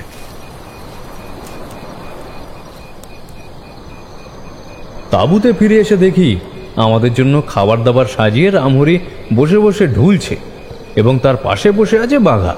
ঘুমের ঘোরে তারও দুই চোখ মুদ্রিত। বিমল চিৎকার করে বললে, ওঠো রামহরি, কুলিদের ডাকো, মালপত্র বাঁধতে থাকো, ততক্ষণে আমরা চটপট খেয়ে নিই। কেন এত তাড়াতাড়ি কিসের শুনি? আমরা এখনই যাত্রা করব। এই অন্ধকার রাতে? হ্যাঁ হ্যাঁ, এই অন্ধকার রাতে সবাই একটা করে পেট্রোলের লণ্ঠন নাও। কলিকালের বিজ্ঞান অন্ধকারকে জয় করেছে, তা কি তুমি জানো না রামহরি? ওঠো ওঠো রামহরি, আমাদের পিছনে শত্রু। শত্রুর নাম শুনে রামহরির সমস্ত জড়তার ভাবটা কেটে গেল। সে তখনই উঠে মালপত্রের ব্যবস্থা করতে ছুটল। প্রবল বিক্রমে খাবারের থালা আক্রমণ করে বিমল বললে, এসো কুমার, এসো দিলীপ, আমার দৃষ্টান্ত অনুকরণ করো। ভৈরবের শিবিরে এতক্ষণে হয়তো পরামর্শ সভা বসেছে। শত্রুকে পরাজিত করবার প্রধান উপায় কি জানো? তারা যা ভাবেনি তাই করা। আজ রাত্রেই আমরা যে আশকর ছেড়ে লম্বা দেব, এটা তারা কল্পনাও করতে পারবে না। তারা এখন কালকের জন্য প্রস্তুত হচ্ছে, কিন্তু কাল আমরা অনেক দূরে থাকব। তারপর আমাদের নাগাল ধরা তাদের পক্ষে সম্ভব হবে না। এখন আমাদের চাই খালি স্পিড, স্পিড, গতি। আমরা যত গতি বাড়াতে পারবো, শত্রুরা তত পিছনে পড়ে থাকবে। স্পিড, স্পিড আধুনিক সভ্যতার প্রাণ। এই স্পিডের লোভী একালের মানুষ রেলগাড়ি, স্টিমার, উড়োজাহাজ, মোটর সৃষ্টি করেছে। এই স্পিডের জোরেই জীবনের যাত্রাপথে ইউরোপ আজ অগ্রসর, আর তার অভাবেই গরুর গাড়িতে চড়ে ভারতবর্ষ আজও সেকালের গর্বের ভিতর থেকে বেরিয়ে আসতে পারেনি। আমরা আবার উপরে উঠছি আর উঠছি আর উঠছি। উতরাইয়ের পর চড়াই আর চড়াইয়ের পর উতরাই। যখন উতরাই দিয়ে নিচের দিকে নামছি, তখনও নামছি আরো বেশি উপরে উঠবারই জন্য। রাতের পরে দিন আসে, দিনের পরে রাত আসে, কিন্তু আমাদের ঊর্ধ্বগতির বিরাম নেই। তবু বিমল বারবার বলছে, স্পিড, আরো স্পিড। দ্রুত গতিতেই এখন আমাদের শত্রুদের হারাতে হবে। দ্রুত গতির মহিমাতেই নেপোলিয়ান শত্রুদের হারিয়ে দিগ্বিজয়ী হয়েছিলেন। স্পিড, স্পিড, আরো স্পিড। নেপোলিয়ান আল্পস পর্বত পার হয়েছিলেন। ভৈরবকে হারাবার জন্য যদি দরকার হয়, আমরাও হিমালয় পর্বত পার হব। গাঢ় নীল আকাশের দিকে তাকিয়ে তাকিয়ে অবাক হয়ে যাচ্ছি। আকাশের নীলিমা যে এমন নির্মল হয়, বাংলাদেশে বসে কখনো তা কল্পনাই করতে পারিনি। সেই পবিত্র নীলের তলায় হিমালয়ের শিখরের পর শিখরের ভিড়, চতুর্দিকে যেন শিখরের মহাসভা, উপত্যকার পর উপত্যকা এবং শত শত শিশু শৈল। তারা যেদিন মেঘে ছোঁয়া মাথা তুলবে, সেদিন হয়তো সেকালের অতিকায় জীবজন্তুদের মতো একালের মানবজাতীয় ধরাপৃষ্ঠ থেকে লুপ্ত হয়ে গিয়ে অন্য কোনো উচ্চতর জীবের জন্য স্থান ছেড়ে দেবে। এই পর্বত বিশ্বের ভিতরে মাঝে মাঝে ভুটিয়া স্ত্রী পুরুষদের সঙ্গে দেখা হচ্ছে। আর মনে হচ্ছে মানুষ এখানে কি নিকৃষ্ট, অকিঞ্চিতকর জীব। দেবতার এই বিরাট লীলা জগতে মানুষের তুচ্ছ দেহ যেন মোটেই মানায় না। কোথাও রক্ষক মানুষ ও কুকুরের সঙ্গে সংকীর্ণ পাহাড়ের রাস্তা দিয়ে ভেড়ার পর ভেড়ার পাল চলেছে, কোথাও পাহাড়ের বুকে সাজানো সিঁড়ির সারের মতো সবুজ শস্যক্ষেত্রে কপনি পরা পুরুষ ও বুকের ন্যাকড়া বাঁধা স্ত্রী চাষিরা কাজ করছে, কোথাও শুকনো পাথরকে ভিজিয়ে ঝর্ণার লহর মিষ্ট নাচে গানে মেতে মেতে নামছে। নিচে বয়ে যাচ্ছে কালী নদী। উপর থেকে দেখা গেল ছোট বড় কয়েকটি ঝর্ণার ধারার সঙ্গে কালী নদীর মিলন হয়ে এক অপূর্ব সুন্দর আনন্দ রাগিনীর সৃষ্টি হয়েছে। চিরস্তব্ধ হিমালয়ের অসাড় প্রাণে চিরঝঙ্কৃত কলসঙ্গীতের সাড়া। যেন এইখানেই আর্য ঋষিরা এমন বেদ গানের আভাস অনুভব করেছিলেন। এই পবিত্র সঙ্গমের সঙ্গীতে শহরে মনের সমস্ত ধুলোমাটি ধুয়ে মুছে যায়। এ এক পরম বিস্ময়। নদ নদী সমতল পৃথিবীকে স্নিগ্ধ করে এবং নদীর নাম করলেই আমাদের মনে হয় মাটির পৃথিবীর কথা। অথচ নদী নরম মাটির সম্পদ হলেও সমতল জগতে সে বিদেশিনী। তার জন্ম এই কঠিন অসমচ্চ নিষ্করুণ শুকনো পাথরের কোলে। যে জল পাথর ভেদ করে ভিতরে ঢুকতে পারে না, সেই জলই পাথর ভেদ করে বাইরে বেরিয়ে আসে, মানুষের প্রাণ রক্ষা করে। হিমালয় না থাকলে ভারত আজ জীবশূন্য মরুভূমি হয়ে যেত, এবং সেই জন্যই হয়তো কৃতজ্ঞ ভারতবাসী হিমালয়কে দেবতার মতো শ্রদ্ধা করে। গার্বিয়াং নামক স্থান থেকে কিছুটা এগিয়ে গিয়ে হঠাৎ এক বিপদ।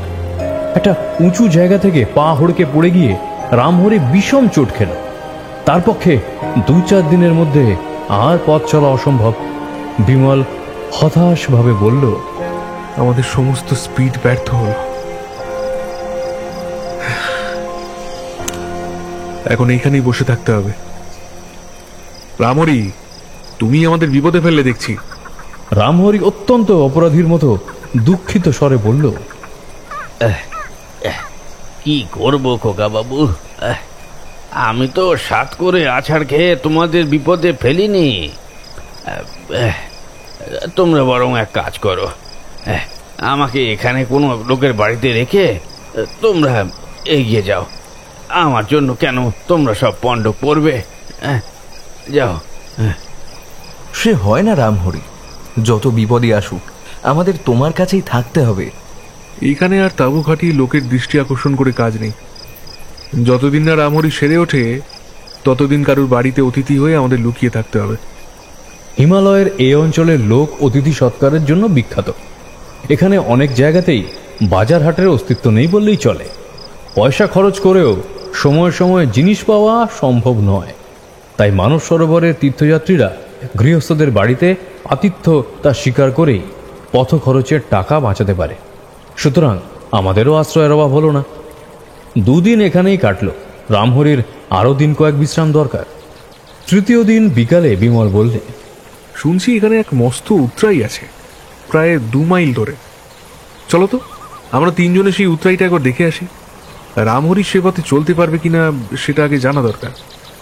আমরা এখন মালপা নামক স্থানের কাছাকাছি আছি। এখানে বনজঙ্গল শেষ হয়ে হিমালয়ের বৃক্ষশূন্য রুক্ষ ঊর্ধ্বস্তর আরম্ভ হয়েছে।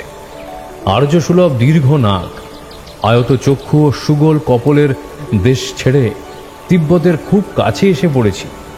এই জায়গাটায় 3টি রাজ্যের মিলন হয়েছে, ভারত, নেপাল ও তিব্বত। কালী নদীর ওপার থেকে দেখা যাচ্ছে নেপালের ঝাউ ও দেবদারু গাছের বন। আশেপাশে পাখিদের গানের সভা বসেছে। দূরে দূরে পাহাড়ের উপর থেকে ঝর্ণা ঝরছে, যেন চকচকে জলের ফিতা ঝুলছে। নির্জনতা এখানে যেন ধ্যান মগ্ন হয়ে বসে আছে। তারপর সেই উতরাই দেখলাম। এটি এখানকার প্রসিদ্ধ উতরাই। পাহাড়ের ঢালু গা প্রায় সোজা হয়ে নিচে, আরও কত যে নিচে নেমে গেছে তাহা জানি না। মানুষের পক্ষে এ পথে দুপায়ে খাড়া হয়ে নামা একেবারেই অসম্ভব। লাঠির সাহায্যে প্রায় বসে বসেই নামা ছাড়া উপায়ন্ত নেই। সেই ঢালু পাহাড়ের গায়ে বৃক্ষলতা চিহ্ন পর্যন্ত নেই। আছে কেবল ধসে পড়া ছোট বড় শৈলখণ্ড। একবার পা ফসকালেই দেহের সঙ্গে আত্মার সকল সম্পর্ক ঘুচে গিয়ে সর্বাঙ্গ চূর্ণ বিচূর্ণ হয়ে যাবে। বিমল মাথা নেড়ে বলল, রামহরিকে নিয়ে 3-4 দিন পরেও হয়তো এ পথ দিয়ে নামা চলবে না। স্পিড বাড়িয়ে এতটা এগিয়েও কোনো লাভ হলো না। ভৈরব হয়তো শীঘ্রই আমাদের নাগাল ধরবে।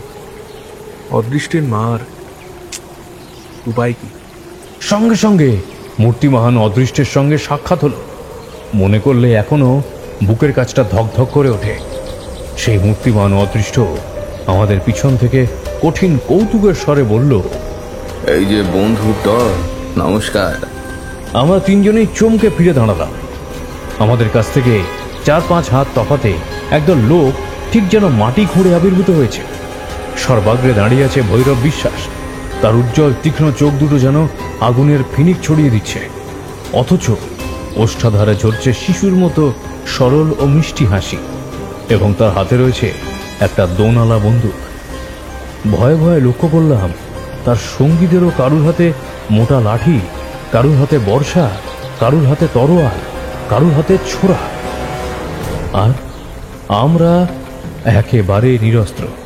শুনেছি বিমলের গায়ে অসুরের মতো শক্তি, এবং কুমার ও আমিও দুর্বল কিন্তু নই।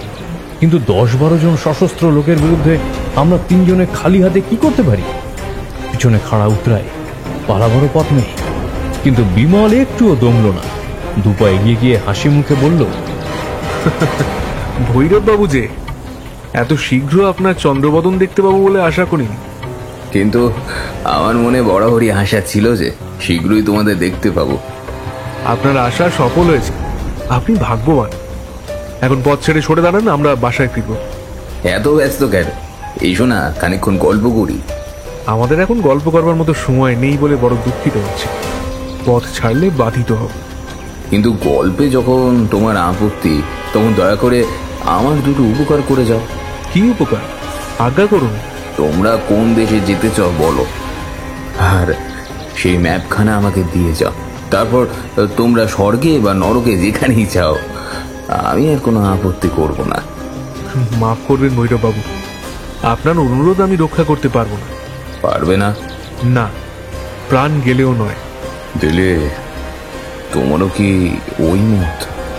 নিশ্চয়ই। ও ম্যাপ আমার সম্পত্তি, আপনাকে দেব কেন? ঘুমন্ত বাঘ যেন জেগে উঠল। ভৈরব ভীষণ গর্জন করে বলল, মিথ্যা কথা। ওই ম্যাপে তোমার কোনো অধিকার নেই। তোমার ঠাকুরদা আমার বৃদ্ধ পিতাকে হত্যা করে ওই ম্যাপ চুরি করেছিলেন। তুমি হত্যাকারীর বংশধর। আজ আমি আবার ওই ম্যাপ আদায় করবই। তোমাকেও প্রাণে মেরে প্রতিশোধ নেব। আমি দেবতার কাছে প্রতিজ্ঞা করেছি, আমার পিতৃ হত্যাকারীর বংশকে আমি রাখবো না। তোমার বাবাকে নরকে পাঠিয়েছি, আজ তোমার পালা। এই অদ্ভুত কথা শুনে আমি বিস্ময়ে একেবারে অবাক হয়ে গেলাম।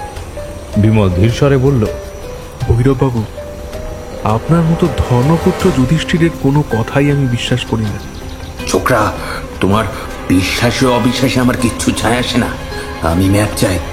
ম্যাপ আপনি পাবেন না। এখানে এখনো ভেবে দেখো, নইলে যে শাস্তি আমি দেব তোমরা তা কল্পনাও করতে পারবে না। ভৈরব বাবু, আমাদের আপনি চেনেন না, তাই শাস্তির ভয় দেখাচ্ছেন। আমরা হাসতে হাসতে মরতে পারি। মৃত্যু সে তো খুব সহজ ব্যাপার, কিন্তু বেঁচে বেঁচে তোমরা কি কখনো মৃত্যু যন্ত্রণা ভোগ করেছো? ম্যাপ না পেলে আজ আমি তোমাদের সেই শিক্ষাই দেব। আমরা 3 জন, আপনারা 10-12 জন। আমরা নিরস্ত্র আর আপনারা সশস্ত্র। কাজেই সমস্ত শাস্তি আজ আমাদের মাথা পেতে নিতেই হবে। কিন্তু প্রাণ থাকতে ম্যাপ আমরা দেব না। বেশ, দেখা যাক। শ্যামা, সিধু, তোরা সবাই মিলে ওদের হাতগুলোকে দড়ি দিয়ে পিচ মোড় করে বেঁধে ফেলতো। তারপর ওদের জামা কাপড় হাতড়ে দেখ ম্যাপখানা কোথাও লুকিয়ে রেখেছে কিনা। তারা পিছমোড়া করে আমাদের হাতগুলো বেঁধে ফেলল। আমরা কোনো মতেই বাধা দিলাম না, কারণ অকারণে বাধা দিয়ে লাভ কি?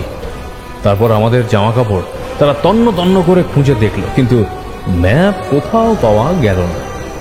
বিমল যে ম্যাপখানা কোথায় লুকিয়ে রেখেছে আমিও কিন্তু জানতাম না। সেই সময় আমাদের মন এতটাই আতঙ্কগ্রস্ত হয়েছিল যে ম্যাপের সন্ধান জানলে সকলের প্রাণ রক্ষার তাগিদে আমি হয়তো বলেই ফেলতাম। ভৈরব গজরাতে গর্জাতে বলল, ম্যাপখানা তাহলে দেবে না? না বন্ধু, না। খুঁজে পাও তো দেখো না। ম্যাপখানা তাহলে কি করে আদায় করি এবারে সেটাই দেখ। ওরে, ওদের প্রত্যেকের পা দুটো আলাদা করে দড়িতে বেঁধে ফেলতো। আমাদের ধাক্কা মেরে মাটিতে পেড়ে ফেলে এক একটা দড়িতে এক একজনের পা শক্ত করে বেঁধে ফেলা হলো। আচ্ছন্নের মতো হয়েও ভাবতে লাগলাম, এই নরপিশাচ আমাদের নিয়ে কি করতে চায়। ভৈরব আবার হুকুম জারি করলে, এইবারে এক গাছা মোটা দড়িতে ওদের পায়ে বাঁধা দড়ি 3 গাছা শক্ত গেরো দিয়ে বাদ দেখি। তৎক্ষণাৎ তার আদেশ পালিত হলো। আচ্ছা আচ্ছা, এখন পাহাড়ের ধার দিয়ে ওদের নামিয়ে দিয়ে মোটা দড়ি গাছা উপরে কোথাও বেঁধে রাখ। অন্ধকার হয়ে এসেছে, রাতে পথে কোনো লোক আসবে না। সারা রাত ওরা লাউ কুমড়োর মতো শূন্যে ঝুলতে থাক। সেই ভয়ানক প্রস্তাব কার্যে পরিণত হতে আর দেরি হলো না। এখন আমরা শূন্যে দোদুল্যমান। নিচের দিকে তাকিয়েই শিউরে চোখ মুদে ফেললাম। একবার যদি দড়ি ছেড়ে যায়, একেবারে 200 কি 250 ফুট তলায় গিয়ে পড়ে আমাদের দেহগুলো পর্যন্ত চিহ্ন থাকবে না। ওপর থেকে ভৈরব চেঁচিয়ে বললে, এখনো ম্যাপ কোথায় রেখেছিস বল। বিমল সহজ সুরেই বললে, বন্ধু, বলবো না। বেশ তাহলে সারা রাত দোল খাও। কাল সকালে আমি আরেকবার আসবো। তখন যদি ম্যাপ না দাও না, তোমাদের ওইভাবে ঝুলিয়ে রেখেই বিদায় হব।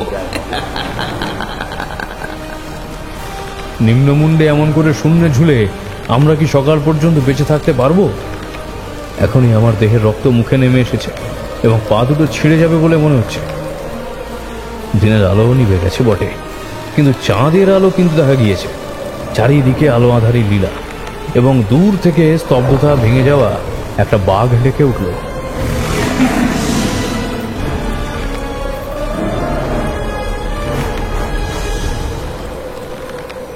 নরকের পাপীরা কিরকম যন্ত্রণা ভোগ করে আমি জানি না, কিন্তু নিশ্চয়ই তা আমাদের এখানকার যন্ত্রণার চেয়ে বেশি নয়।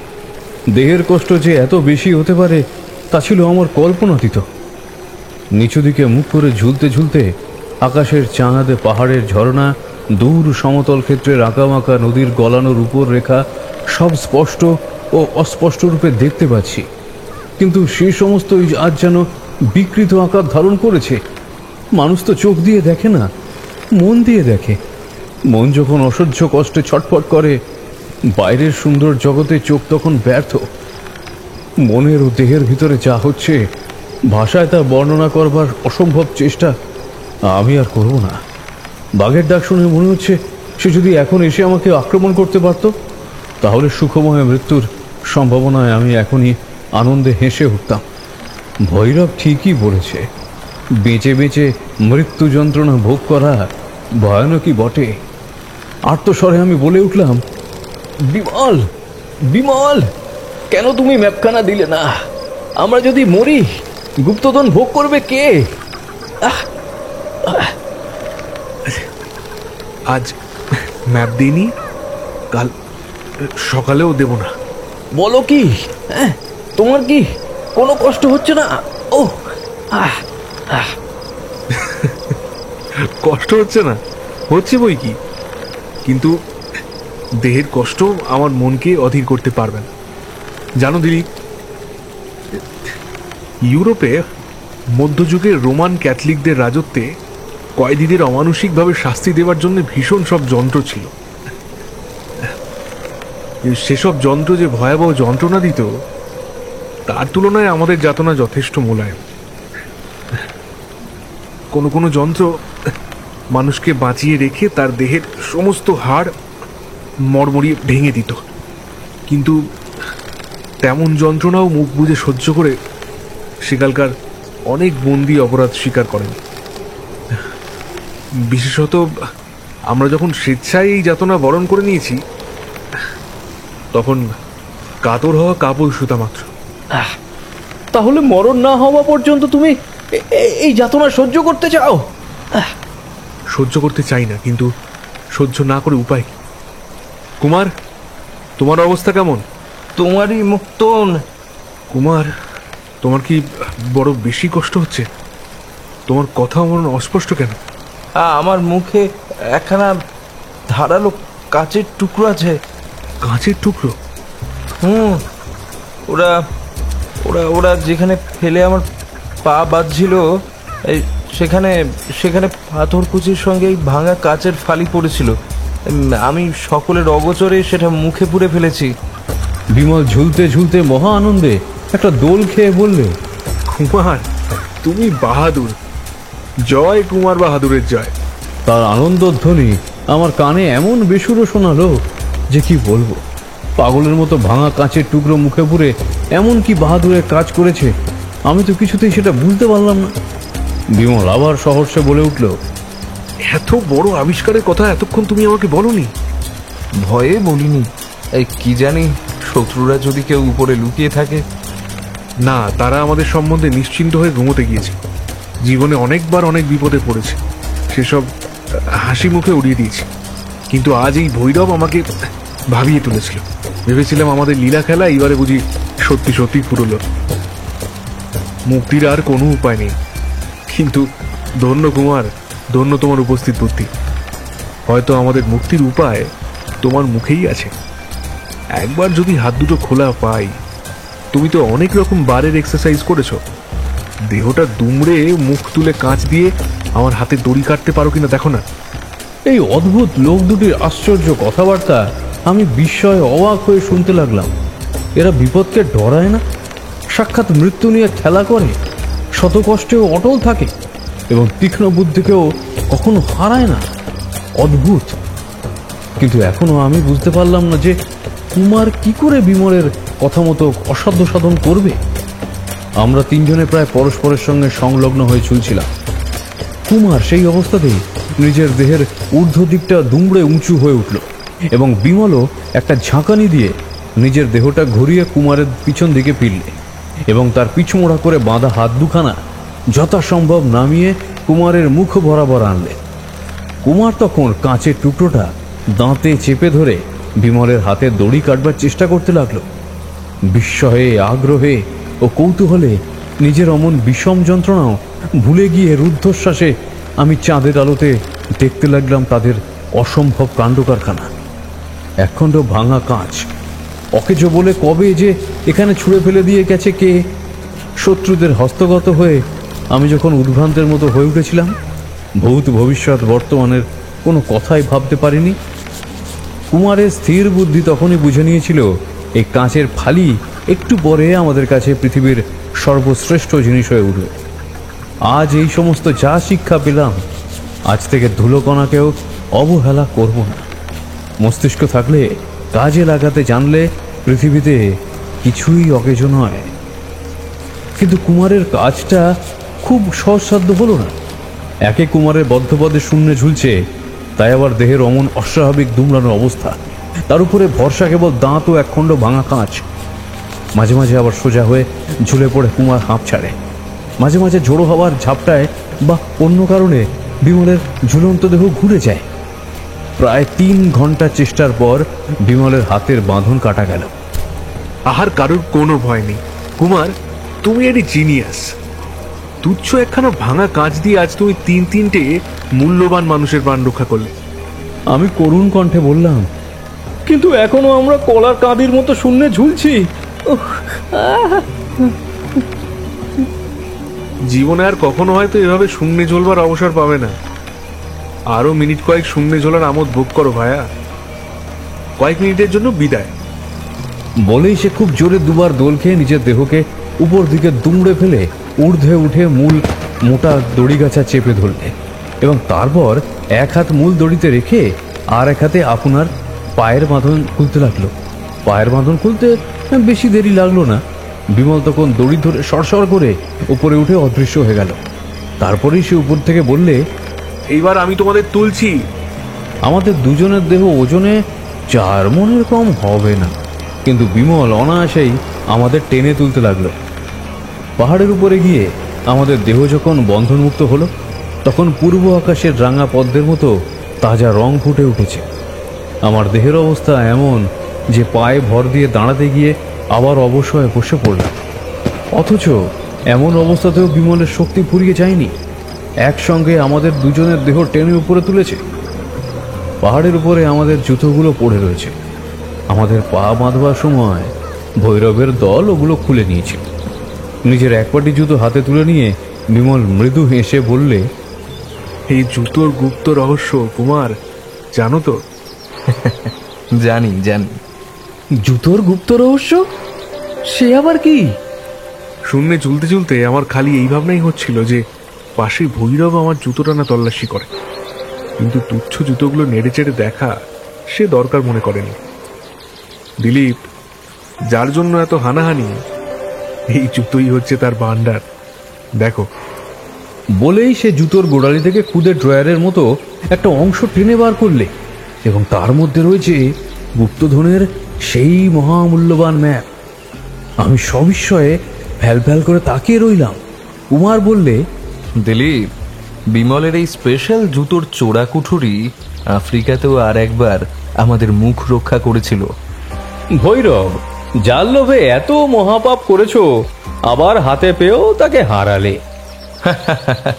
এই হাতে পেয়েও হারানোর দুঃখ হচ্ছে দুনিয়ার আর একটা বিশেষত্ব। ভগবান আমাদের চারপাশে রয়েছেন, কিন্তু অজ্ঞান মানুষ তবু তাকে দেখতে না পেয়ে তীর্থে তীর্থে, মন্দিরে মন্দিরে, দূরে দূরান্তরে আকুল হয়ে ছুটে যায়, আর জীবনের শেষ দিন পর্যন্ত ভগবানকে খুঁজে না পেয়ে হাহাকার করতে থাকে। হঠাৎ বিমল দাঁড়িয়ে উঠে কান পেতে কি যেন শুনতে লাগলো। বলল, নিচে যেন কাদের গলা পাওয়া যাচ্ছে, দাঁড়াও একটু এগিয়ে গিয়ে দেখে আসি। বলেই সে পথের দিকে এগিয়ে গেল, এবং তারপরে ঊর্ধ্বশ্বাসে ছুটতে ছুটতে ফিরে এসে বললে, 8-10 জন লোক আসছে, নিশ্চয়ই ভৈরবের দল সকাল হয়েছে দেখে আবার আমাদের আদর করতে আসছে। শুনেই আমাদের সমস্ত শ্রান্তি পালিয়ে গেল। এক লাফে আমরা উঠে দাঁড়ালাম। বিমল ব্যস্ত স্বরে বলল, ওদের সঙ্গে লড়বার শক্তি আমাদের নেই, আমরা নিরস্ত্র, আমাদের পালাতেই হবে। কিন্তু কিন্তু কোন দিকে পালাই?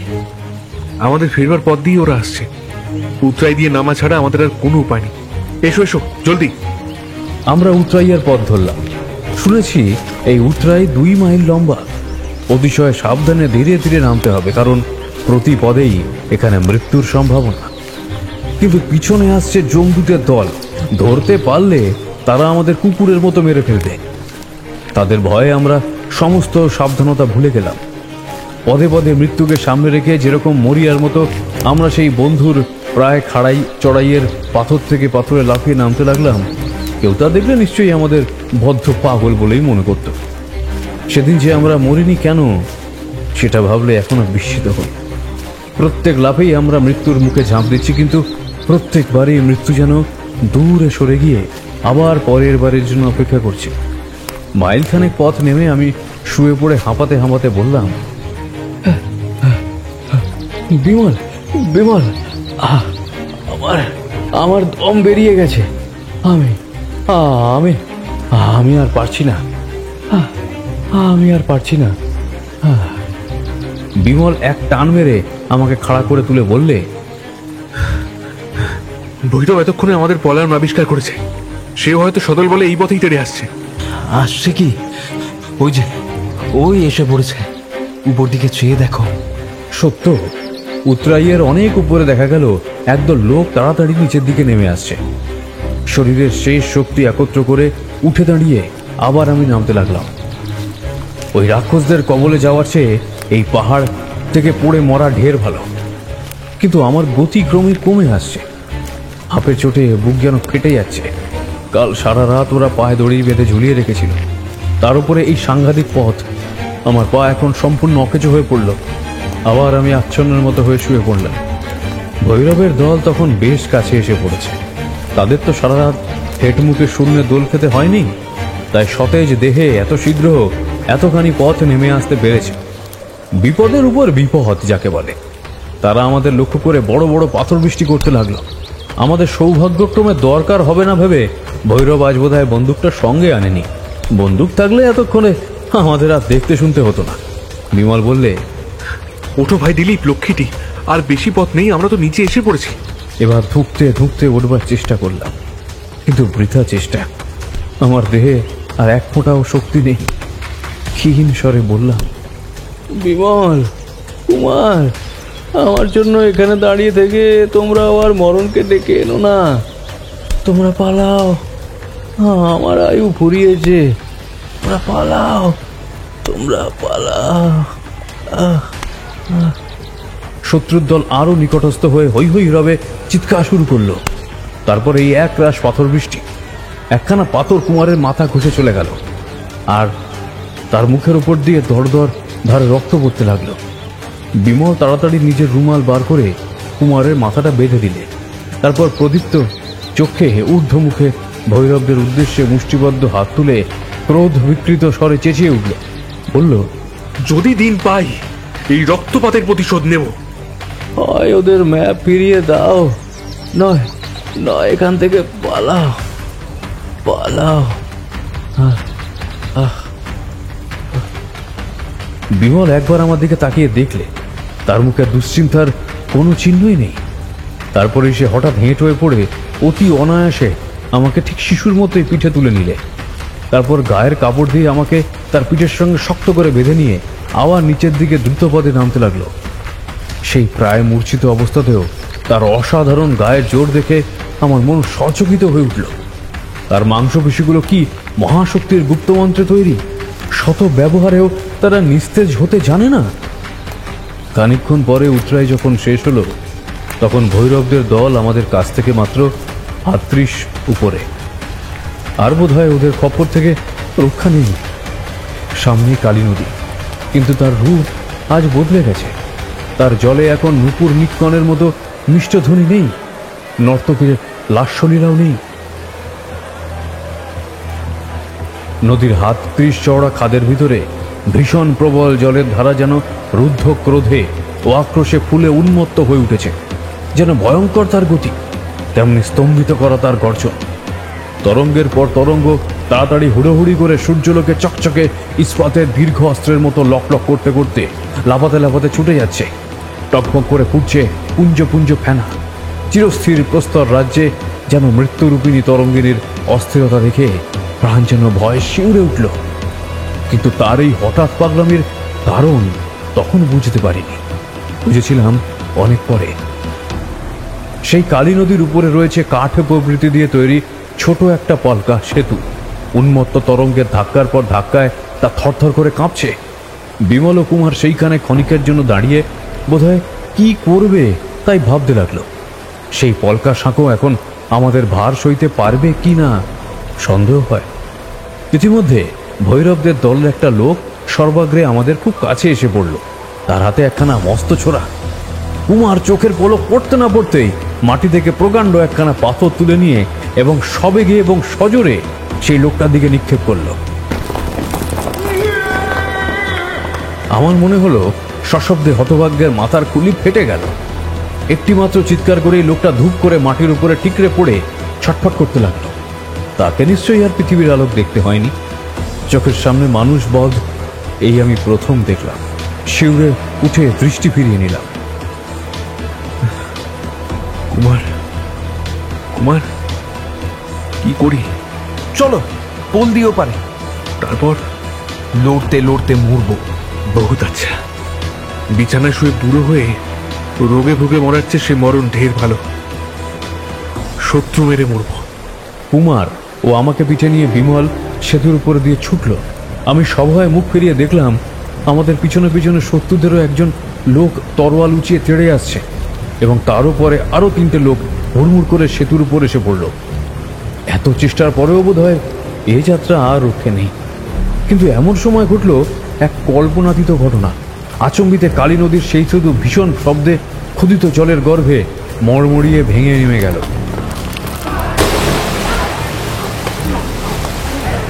কুমারের পর আমাকে নিয়ে বিমল তখন সবে ওপারে পা দিয়েছে। যে 4 জন শত্রু সেতুর ওপরে ছিল তারাও তীব্র আর্তনাদে চারিদিক কাঁপিয়ে তলিয়ে গেল। দুটো দেহ জলের উপরে একবার ভেসে উঠে এবং আরেকবার চিৎকার করে বিদ্যুৎ বেগে পাক খেয়ে আবার অদৃশ্য হল। বিমল ও কুমার বিস্ময়ে বিস্ফারিত নেত্রে হতভম্বের মতো দাঁড়িয়ে রইল। ওপারেও স্তম্ভিতের মতো দাঁড়িয়ে আছে ভৈরব ও তার সঙ্গীরা। চোখের সম্মুখে এ কি অভাবিত দুঃস্বপ্নের অভিনয়! এও কি সম্ভব? সেতুভঙ্গের কারণ পরে শুনেছিলাম। বেশি বৃষ্টি হলে কিংবা বেশি গরমে হিমালয়ের টঙে বরফ গলে গেলে কালী নদীর জল ক্ষেপে ওঠে, এখানকার পলকা সেতুগুলোকে ভাসিয়ে নিয়ে যায়। প্রতি বছরই নাকি এমন ব্যাপার হয়। মাঝখান দিয়ে নির্দয় কৌতুকে মৃত্যুর প্রলাপে মেতে ও অট্টহাস্য করে বেগে ছুটে চলেছে উন্মাদিনী কালী নদী। সেতুর ভাঙা কাঠগুলো পর্যন্ত কোথায় ভেসে গিয়েছে তার আর কোনো ঠিকানাই নেই। সমস্তটা এক মুহূর্তে গ্রাস করে জীবন্ত এক বিরাট জলরূপী অজগরের মতো নদী পাকসাট খাচ্ছে, একবার স্ফীত ও উঁচু হয়ে উঠছে, আর খল খল চামুন্ডা হাসি হেসে নিচের দিকে নেমে যাচ্ছে, এবং বারে বারে প্রচণ্ড হিংসায় হিমালয়ের দেহ যেন ভেঙে গুড়িয়ে দেওয়ার জন্য কুলে কুলে ঝাঁপিয়ে পড়ছে। আমি বললাম, আর নয় বিমল, আর নয়, এইবার আমাকে ঝাড়তে, এইবার আমাকে ঘাট থেকে নামাও, নামাও। বিমল আমাকে নামিয়ে দিলে। ও আবার কার স্বর? কে চেঁচিয়ে কাঁদে? কে সাহায্য চায়? তীরের কাছে জলের ভিতরে একটা প্রকাণ্ড পাথর ধরে ঝুলছে সেই লোকটা যে তরবারি নিয়ে আমাদের পিছনে ধাওয়া করেছিল। আমাদের উদ্দেশ্যে সক্রন্দনে সে বললে, বাঁচাও, আমাকে বাঁচাও, কেউ আমাকে টানছে, আমি আর পারছি না। স্থিরভাবে দাঁড়িয়ে বুকে দুই হাত বেঁধে বিমল বললে, যা, তুই নরকে যা। একটা দড়ি টড়ি ফেলে দিলে হয়তো তোকে আমি বাঁচাতে পারতাম, কিন্তু তোকে আমি বাঁচাবো না। তোমার পায়ে পড়ি, এমন কাজ আমি আর কখনো করবো না। বাঁচাও, গেলাম, বাঁচাও। নদীর স্ফীত জলরাশি হঠাৎ লাফিয়ে উঠে ঠিক কোনো হিংস্র দানবের মতো তাকে যেন কোপ করে গিলে ফেললে। কাঁপতে কাঁপতে আমি চোখ মুদে ফেললাম। কি ভয়ানক মৃত্যু! ওপার থেকে এতক্ষণ ধরে ভৈরব কথা কইল, কর্কশ চিৎকার করে বলল, আমাকে বড় ফাঁকি দিলি তোরা। আচ্ছা, এর পরের বার তোদের সঙ্গে আবার যখন দেখা হবে তখন তোকেই আমি আগে বধ করবো। বলেই বিমল খিলখিল করে হেসে উঠল। ব্যর্থ আক্রোশে আমাদের দিকে একখানা পাথর ছুঁড়ে মারল ভৈরব। তারপর বললে, জীবন থাকতে আমি তোদের ছাড়বো না। পকেট থেকে একখানা কাগজ বের করে তুলে ধরে বিমল ব্যঙ্গের স্বরে বললে, এই দেখ সেই ম্যাপ, নিবি তো এগিয়ে। ভৈরব গর্জন করে উঠল। বিমল হাসতে হাসতে বললে, আর দরকার নেই বিমল, চলো আমরা চলে যাই। তবু কেন যে এখানে বড় ও দৃঢ় সেতু তৈরি করা হয় না তা জানি না। কেননা মানস সরোবরের যাত্রীদের ও স্থানীয় লোকেদের পক্ষে এই সেতুটা অত্যন্ত দরকারি। কিন্তু আমাদের অদৃষ্টে যথাসময়ে এই সেতু ভাঙার মধ্যে আমি ভগবানের মঙ্গলময় হস্তই দেখতে পাই। এই সেতু আত্মদান করে আমাদের বাঁচালে এবং সেই সঙ্গে পাপীদেরও শাস্তি দিলে।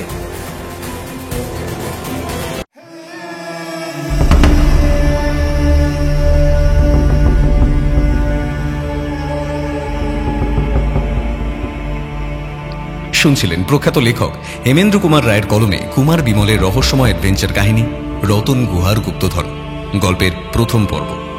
আগামী পর্ব আসবে বৃহস্পতিবার। সম্পাদনা এবং কাস্টিংয়ে সৌরভ এবং মেঘনা, পরিচালনা ভিডিওর ভিজুয়াল এফেক্টসে সৌরভ, এডিটিংয়ে শায়র, পোস্টার ডিজাইনে কৃষ্ণেন্দু মণ্ডল। আমাদের গল্পটি ভালো লেগে থাকলে লাইক করে দেবেন আর শেয়ার করে দেবেন। কেমন হয়েছে কমেন্ট করতে একদম ভুলবেন না।